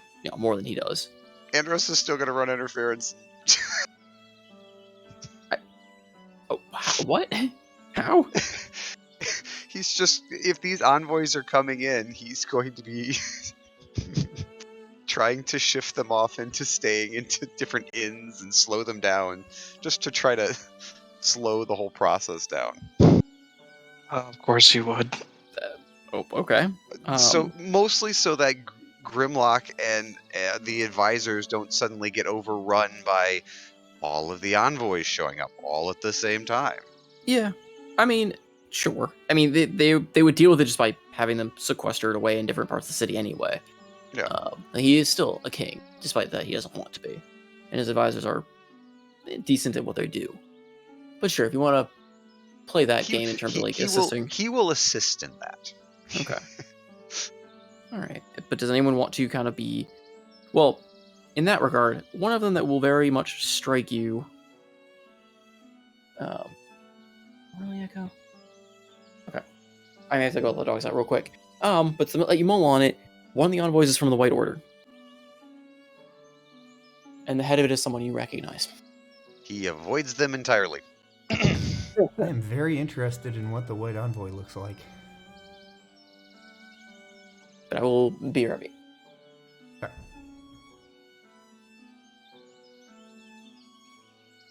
Salty, by the way, yes. I'm going to rephrase.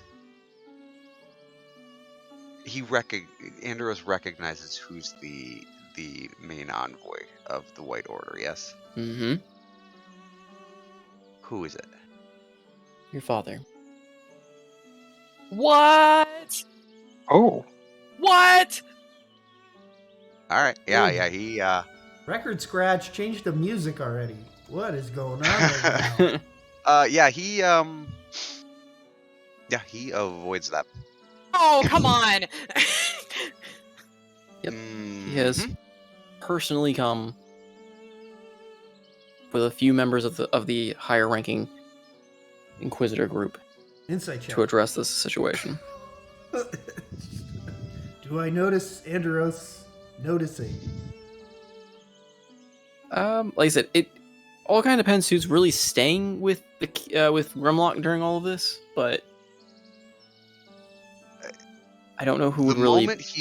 moment Andros Find out sees often. this, he is nowhere near the keep or anywhere near where the White Order is staying.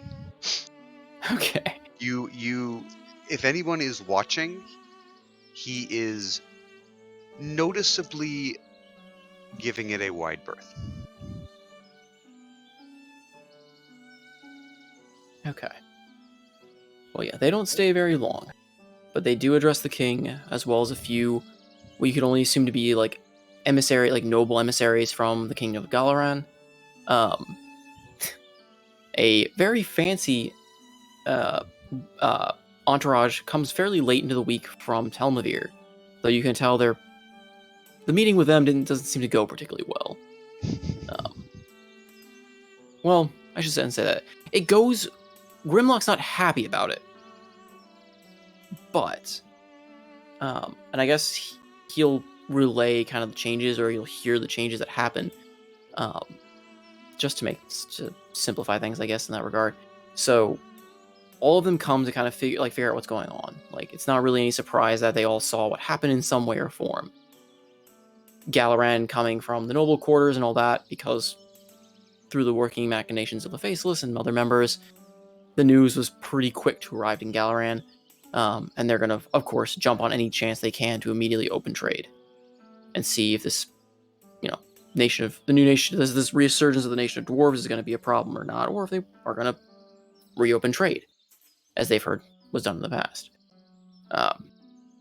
Telmavir comes mostly to see what's going on, see if there's a threat that they should be worried about, and potentially even try to amend broken relations. And the thing that really potentially is noticeable about this, and even why they were there, is they were told about occurrences happening there from one of their guardsmen. Bella. Yep.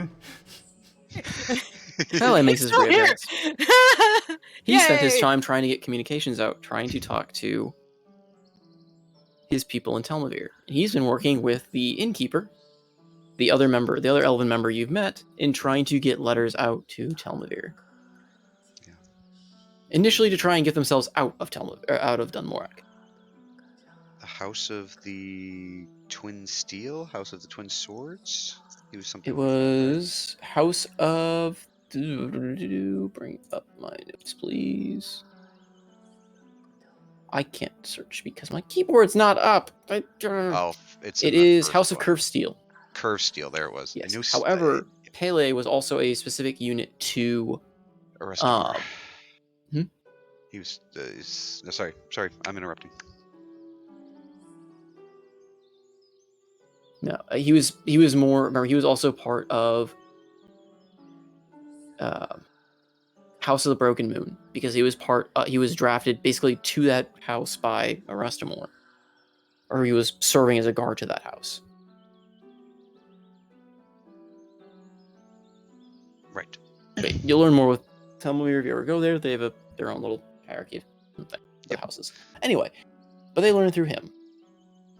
The White Order, however, already had envoys on the way, but they've also been you kind of suspect they've been watching the place. They have eyes and ears seemingly everywhere. They're a very interesting group. And upon hearing the events that happened, as well as potentially some of the know-how they had on what was going on, they sent some very high-ranking officials. Less for trade relations, as Grimlock will tell you, because they were the oddest bunch. They didn't really seem to care about reopening trade or anything. They mentioned it, but the more pressing concern to them was prying into what happened, the details of everything, who was going to lead, what caused this event, were there any strange things they should know of, any creature, like stuff like that. They were asking a lot of detailed questions of what happened, and were less so concerned with the future of things. When asked about trade or anything of that nature, like the relation, mostly just a kind of a hand-waved shrug of, sure, we will get to you on that. before almost departing immediately.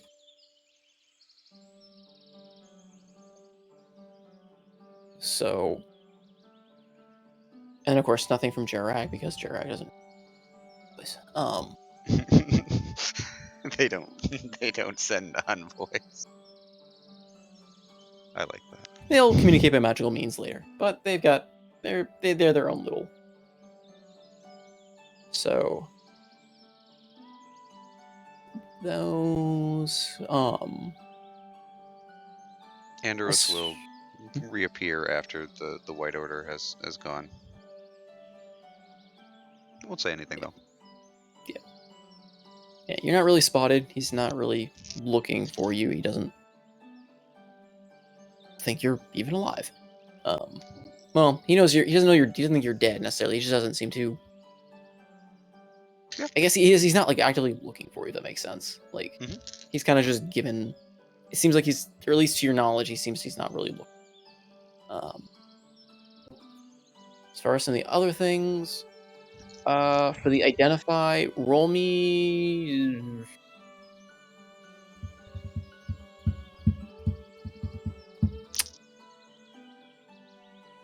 Roll me a.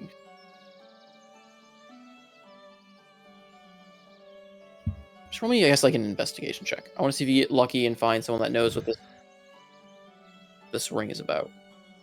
All right. See if it remains a mystery, or see if you. All right. Investigation. Do you want me to roll 20, or do you want me to roll physical dice? Does it matter? It doesn't matter. You want to roll 120, you can to put it there. If you want to roll dice and tell me. I don't trust roll 20. Yeah, after seeing some of the rolls on there either, I don't necessarily fully trust it either, but. Right. 14. Investigation. I have a +0, but using sorcery points, I can technically roll it with advantage. So, I have an ability called, what is it called? Magical Guidance. I can spend 1 sorcery point to re-roll a d20 on an ability check that fails. Okay. So, anyway. First roll is a natural 1. Oh. So I'll re-roll that. Okay, yeah. 15. I kind of wish it was the natural one, because I've been just like, you activate it. Basically, your way of doing it was just activating it. No, you managed to, through kind of like asking around, through some time talking to some of the dwarves, find a smith who seems to be more specialized in like making arcane, like armor and defensive things, and he studies it a bit with the help of some of the clerical magics. Kind of just gives you a big oof.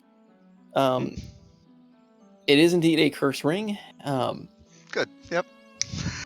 It is a curse ring of water walking. Oh. All right. However,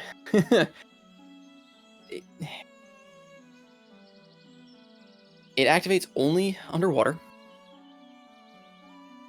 And the moment the ring becomes dry, it will then start gaining weight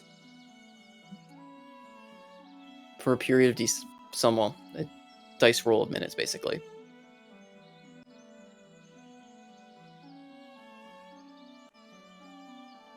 Dry.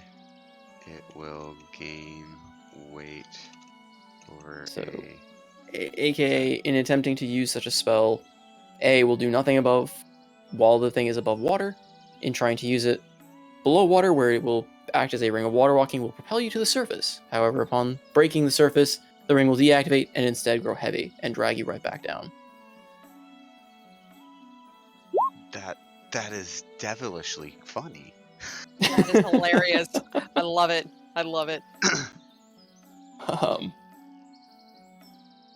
Can have some fun uses, but it is currently cursed. Yeah, he'll probably talk to one of the clerics and be like, "Are you able to to break the curse?" This curse? Yeah. Do you have remove curse? Can you help me? He's just like, this thing. What? That is so funny. He just wants it off his finger, really. It's a cursed ring that I've had in other campaigns, and it's always had some fun results of characters once they figured it out and trying to abuse its mechanic. Sometimes works, sometimes it doesn't, but it's fun to throw in because it's just a ring I like. But yeah, I will figure out the results, or I'll roll the results of like clerics Sure. assisting you, seeing if they can actually break the curse and what that'll entail.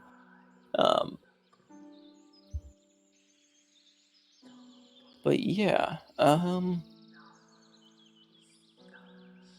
think enough, that's it doesn't actually bother Andros too much. yeah. It's a not. weird one, but it's It's a weird one. It's not. Yeah, I like it. That's funny. Um,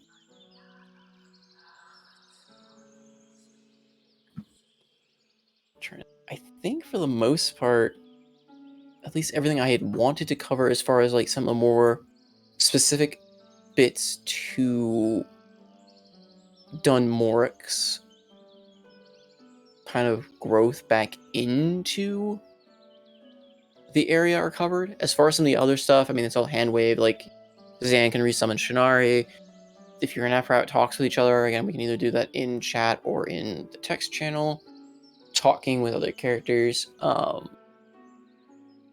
Zan, if you're looking like spaces where greener used to grow, I mean, you're not gonna find much in Dunmoric because most of it was all underground. So there's not going to be a whole lot in the immediate vicinity, unfortunately. However, if you're going to kind of confirm like whether your planar spells seem to work, considering you can summon your door now, yeah, the kind of disturbance that was left as a result of the intersection of the plane of Earth is gone. The area now feels like stable.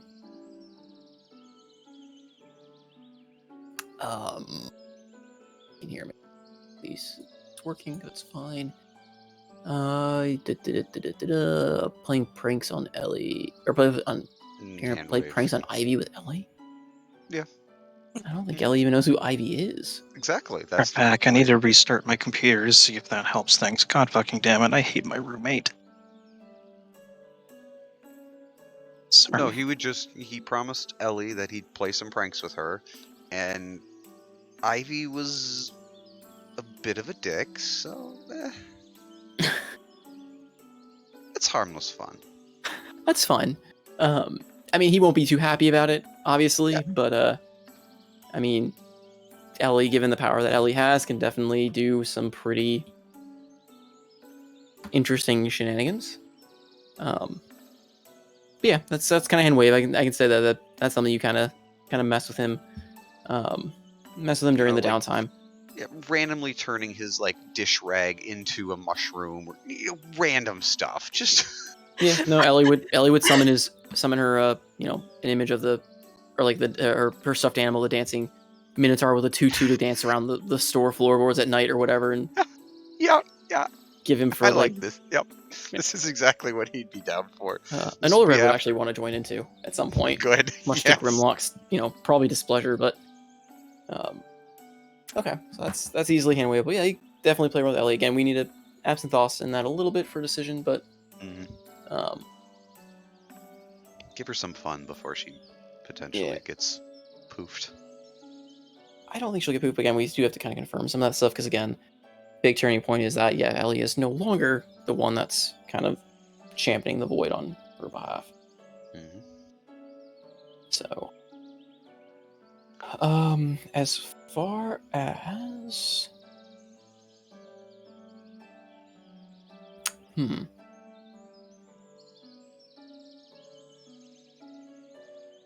trying to think what else we want to try and get done because it is 11:40, and a lot of the other stuff on here is mainly just talking, kind of one-on-one with some of the characters, NPCs. I don't know if you guys want to do that as if we want to do it as part of a session and make that the beginning of our next session as we have all these conversations in actual RP and do it as kind of like the first thing on the boat kind of deal. If you want to do it as text conversations throughout, I am not going to be around this next week. I'm flying to Indianapolis tomorrow night, so I will be gone for a week. However, I am taking the week following off, so I actually have all week next week if we want to do random stuff during the week. Ooh, I So am if we all want for to have that. one-on-one RPs, we can actually probably do those nights because I will be actually for once be off. So that is another option we could do. That might be the thing to do, considering that we've got 2 people gone and 2 other people that are having significant internet trouble. That's what that's kind of what I had figured, but again, I throw that out there just because a lot of these things I think are definitely a lot better RP wise than Handwave, especially for talking to Groombar, probably talking to Arestamore, talking to all that, talking to Phaedra, all that stuff is I think better RP, better story conveyance for the more immediate. A very stuff. important RP will be talking to Zariel's manager. That'll be a hot minute before we get to that point. Unless we're just making an infernal pact, sacrifice right now to summon Zariel, and your first response is, "I want to speak to your manager." Yeah, That was a joke at this point because in character, it's on the paper. pretty sure It's canon. It's canon now. so is going after beans. You're Are not you able wrong. to? But yeah, I know it's a joke. We're just messing around. Yeah, I know.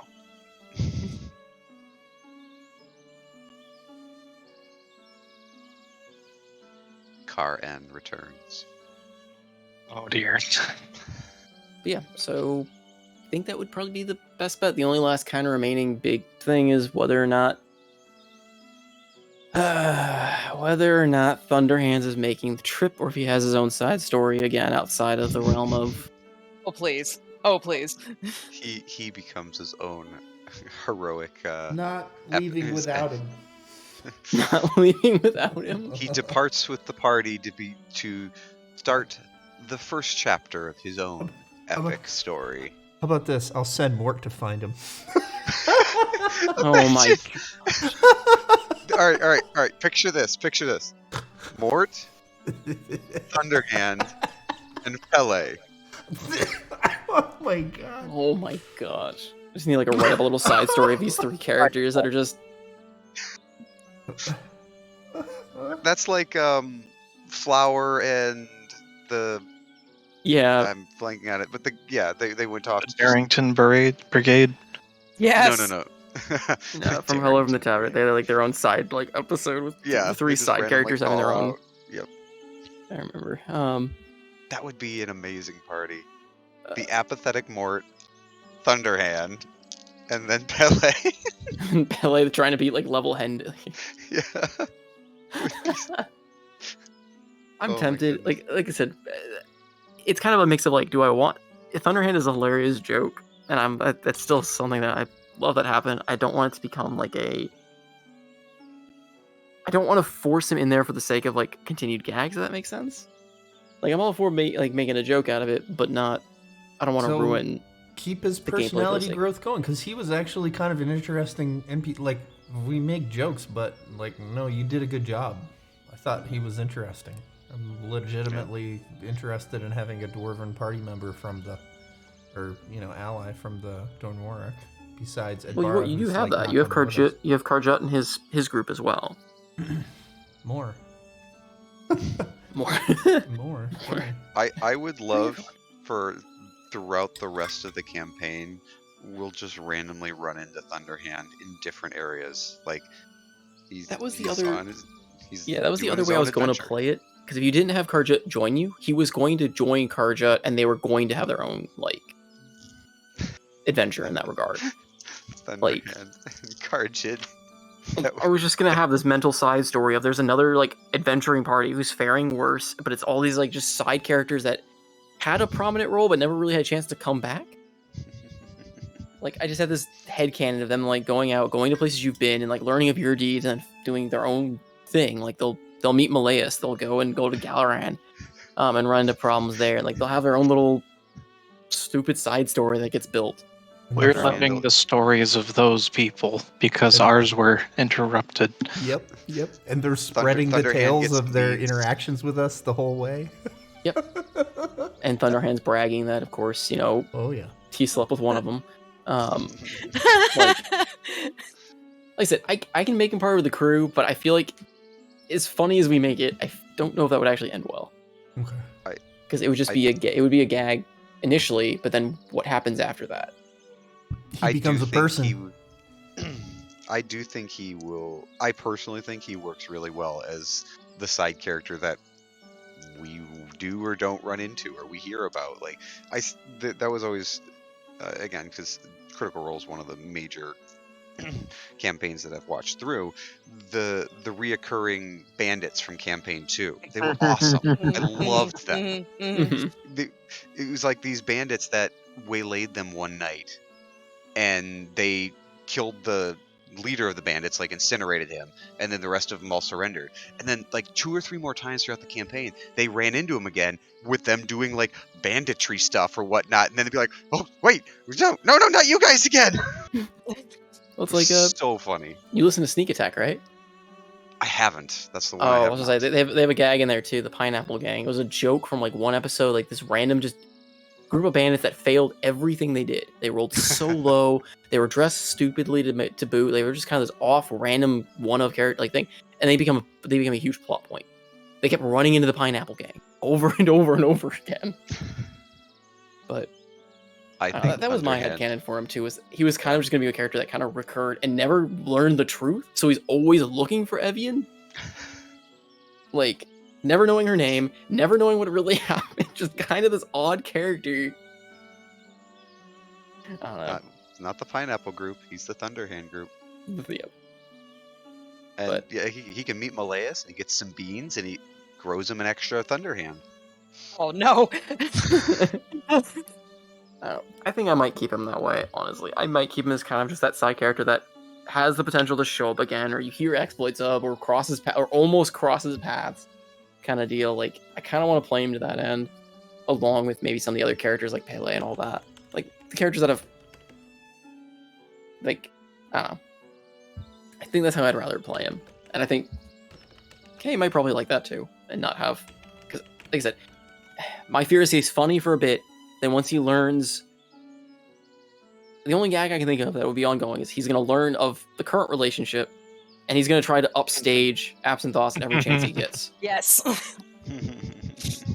It's the dwarf that makes a pact with Zariel instead of Absinthoss's family. Ooh, the ultimate upstage. All of a sudden, Thunderhands is the BBEG. Yeah, that would be funny, but then I feel like I'd be forcing a character into roles, and I'd be like having to, like, I don't know, I'd be forcing a gag of an NPC into a bunch of encounters where, like, he doesn't fit. I'm not trying to railroad it, but it's just that I feel like I'd be forcing something that didn't flow, I guess. Ultimately, it's up to you if you think you would have trouble voicing the character in more detail. Not necessarily voicing, but I'm not usually, I don't want to necessarily, how do I want to put this? I don't mind NPCs like assisting in journeys or like being a part of a journey kind of thing, but like I don't want a character to be, I don't necessarily want to join your party as a character, if that makes sense. I want to leave you guys to the decision making, leave you guys to like the adventures and stories and the choices you make. And I feel if I put Thunderhands in there, you guys are going to drag him to every adventure you can and turn me into a character for him to play with you guys. Oh no, you see, Salty, it's the beginning of making the NPC zoo, which we carry with us. I don't think we take him with us everywhere. I think we just want the ability to see how he's doing. But it sounds like you're already kind of planning for that, so maybe it's fine. He'll show back up. I don't fully intend to make him disappear into obscurity. Like I said, my thought was he's going to be one of those characters that goes off on his own adventure and you hear of him. Like whether his exploits or other things, he's gonna be doing his own little trek across Almir, looking for the lost love of his life kind of mentality. I mean, yeah, he's got to be looking for. He's got to be looking for Evian. I mean, come on. He is. Okay, so that's gonna happen before we leave, right? I mean, again, all I hear is Benny Hill in my head between him and her. Like she's just like hiding in every shadow she sees. Yeah, jumping into the fate world or whatever. Like, Oh god, it's him. yeah, Professor Moore save me. Just dragged into the. Well, as Yeah. much as I would like to continue, but this is getting really irritating, like for the modem and everything, but I would have loved to roleplay this whole thing out tonight, but with how everything is, it's getting very frustrating. So Yeah, we're gonna we're just probably. gonna get That's, going. Did you guys hear what we're gonna do though? Nope. Nope. So I'm in Indianapolis this next week, but the following week I'm taking the week off. Okay. So for a lot of these one-on-one conversations, I figure we can just schedule some random times during that week, and I can just do like one-on-one, or we can do like the RP sessions for some of these interactions. Okay. Since I'll actually be off that week, it'll be fantastic. So hopefully your internet will be stabilized or in a spot where you can be, and we can. Yeah, because we literally, problems, just problems, and things are just very misfortunate for us right now because I thought this would be great to be at my dad's and use it, but apparently this is getting so frustrating that we cut off for 3 minutes and then the whole conversations that you guys are having goes on for a minute to 2 minutes, and then we're like, what's going on? We're trying to catch up. Oh, sorry. It's not It's your not your fault. guys' fault. It's the goddamn lawnmower. I hate your roommates. I hate them for you. Agreed, and now by the time we get back, I have no idea if they want us to actually.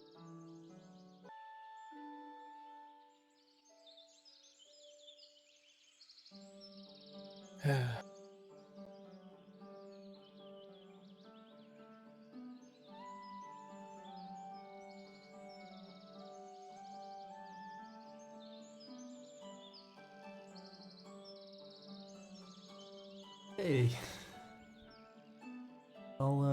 Well done then.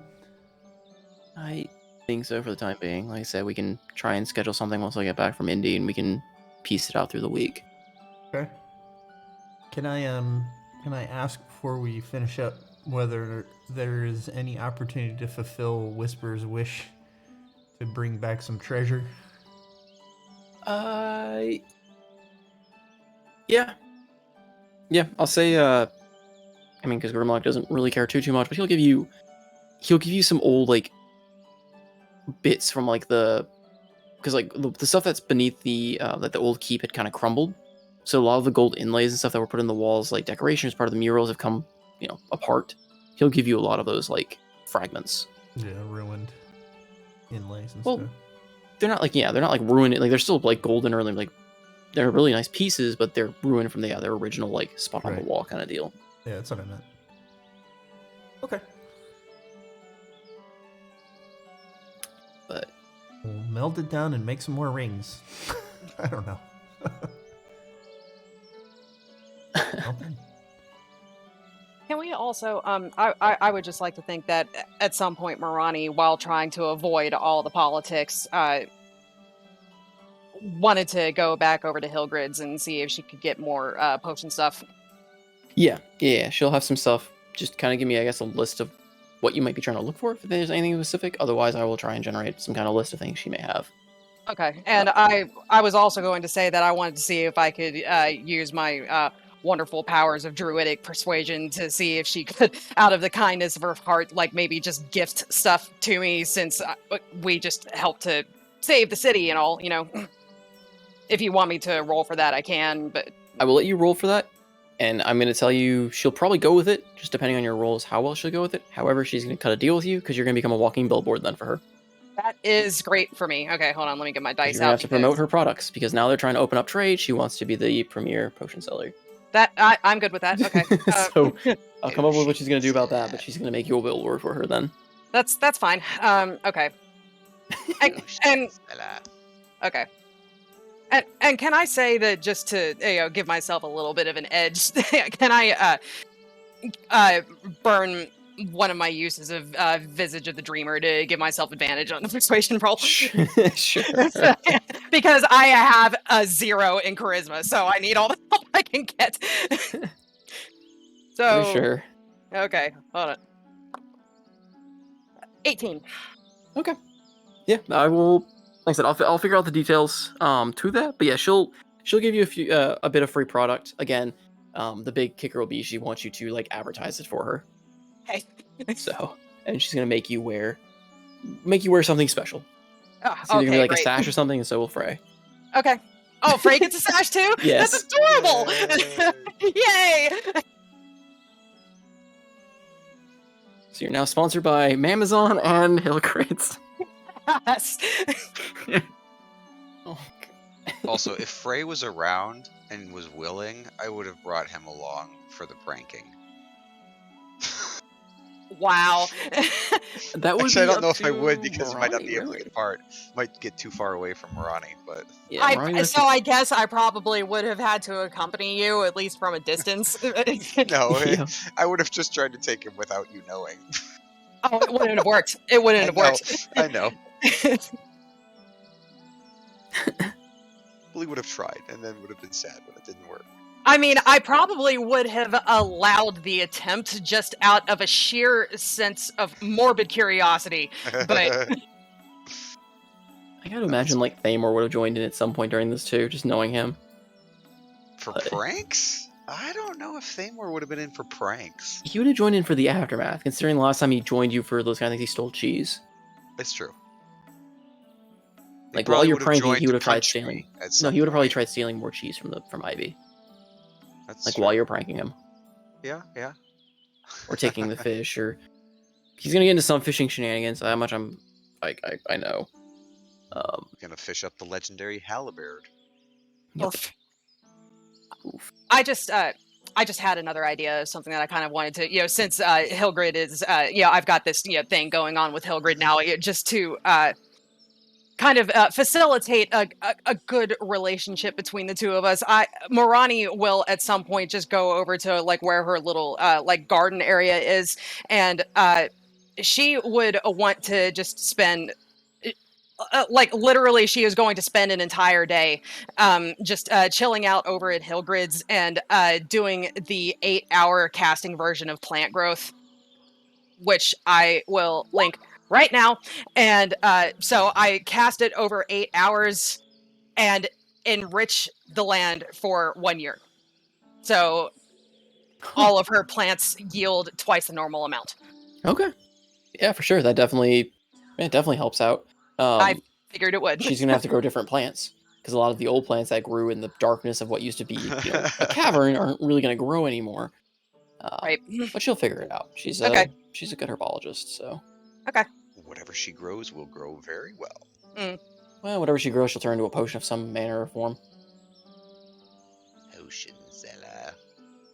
Yeah. Just grind them up, put it together, and something's bound to happen, right? Yeah.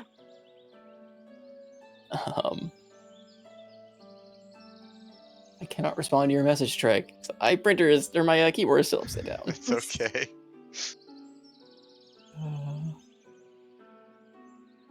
Can I do a Find on your phone. do it on my phone? I was trying to see if I can get my onboard, like the on-screen keyboard to show up, but I don't know how to do that without typing in that phrase in the search. Oh, all right. See, what you need to do is copy and paste each individual letter into the search bar. There we go. It's like an old ransom letter, except just doing it to talk to people in Discord.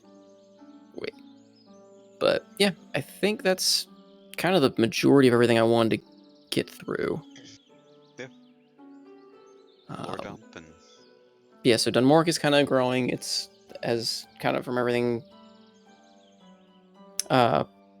He's gonna pick a king. I don't know if it'll be resolved while you guys are there as far as who he's gonna pass leadership to, but it seems like from talking to the dwarves and such like that, the most likely candidates will probably either be potentially Silverforce or Murkrum. And with the support of the religious fervor brought on by the clerics, Murkrum may very well be the choice. But we'll see. So that's happening. They're kind of opening their borders with everyone else, and yeah. And with that, I guess because everyone will kind of end, I guess, on the boat once Karjak and his crew repaired it, and make your way up. I guess the plan was up along the course back to Galran with a few stops along the way. I'm interested to see how going back to Galaran is going to work, considering that it literally ended with a jailbreak last time. Like, Yep. This'll be fun.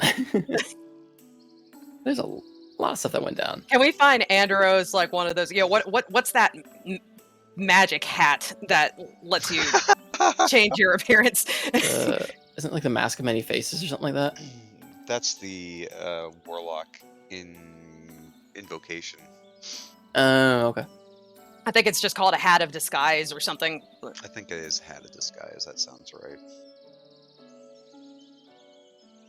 Because he doesn't have his fancy amulet anymore. So Yeah, while wearing this hat, you can use an action to cast a disguise self spell on it at will. The spell ends if the hat is removed. So yeah, it is a uncommon attunement item. can we find one of those for him? Is that something that someone in Dunmoric would have?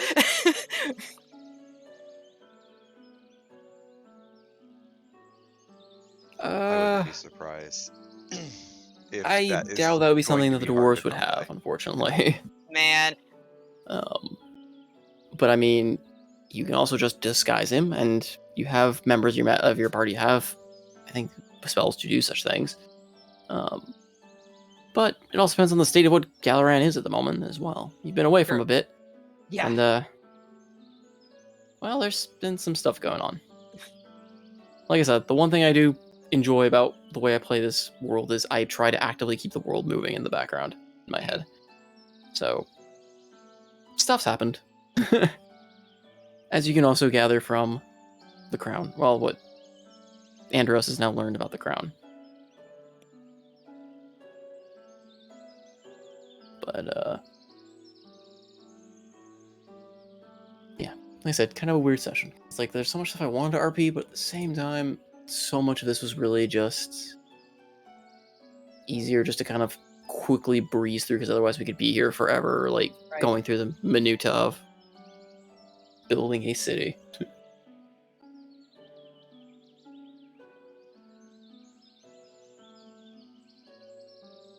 But yeah, that's kind of the real end of Dunmorok. Well, I mean, end to that relative arc in that story, I guess. Still around, still stuff that could be Nope, done. you heard it here. It's all over. Dunmoric sinks So- into the sea. Dunmorok falls. The end. Rocks fall, you die. You've collapsed one kingdom onto the next. I literally think that we've been in Dunmoric for like a year in real time. So like, Oh, at least, let's yeah. move. Let's move on. Yeah, let's get back on the road. Hope it was fun, at least. Yeah. I like the story or stuff I'd set up for Dunmorok. Oh, for sure. Yeah, why do you think we're asking for so many of the NPCs to come with us? Liked it. Just get a fleet of No, dwarves. it's not because it'll drive Key crazy at all. No. That's just one, though. I'd have a bunch of them come with us if I thought it made sense, but it doesn't.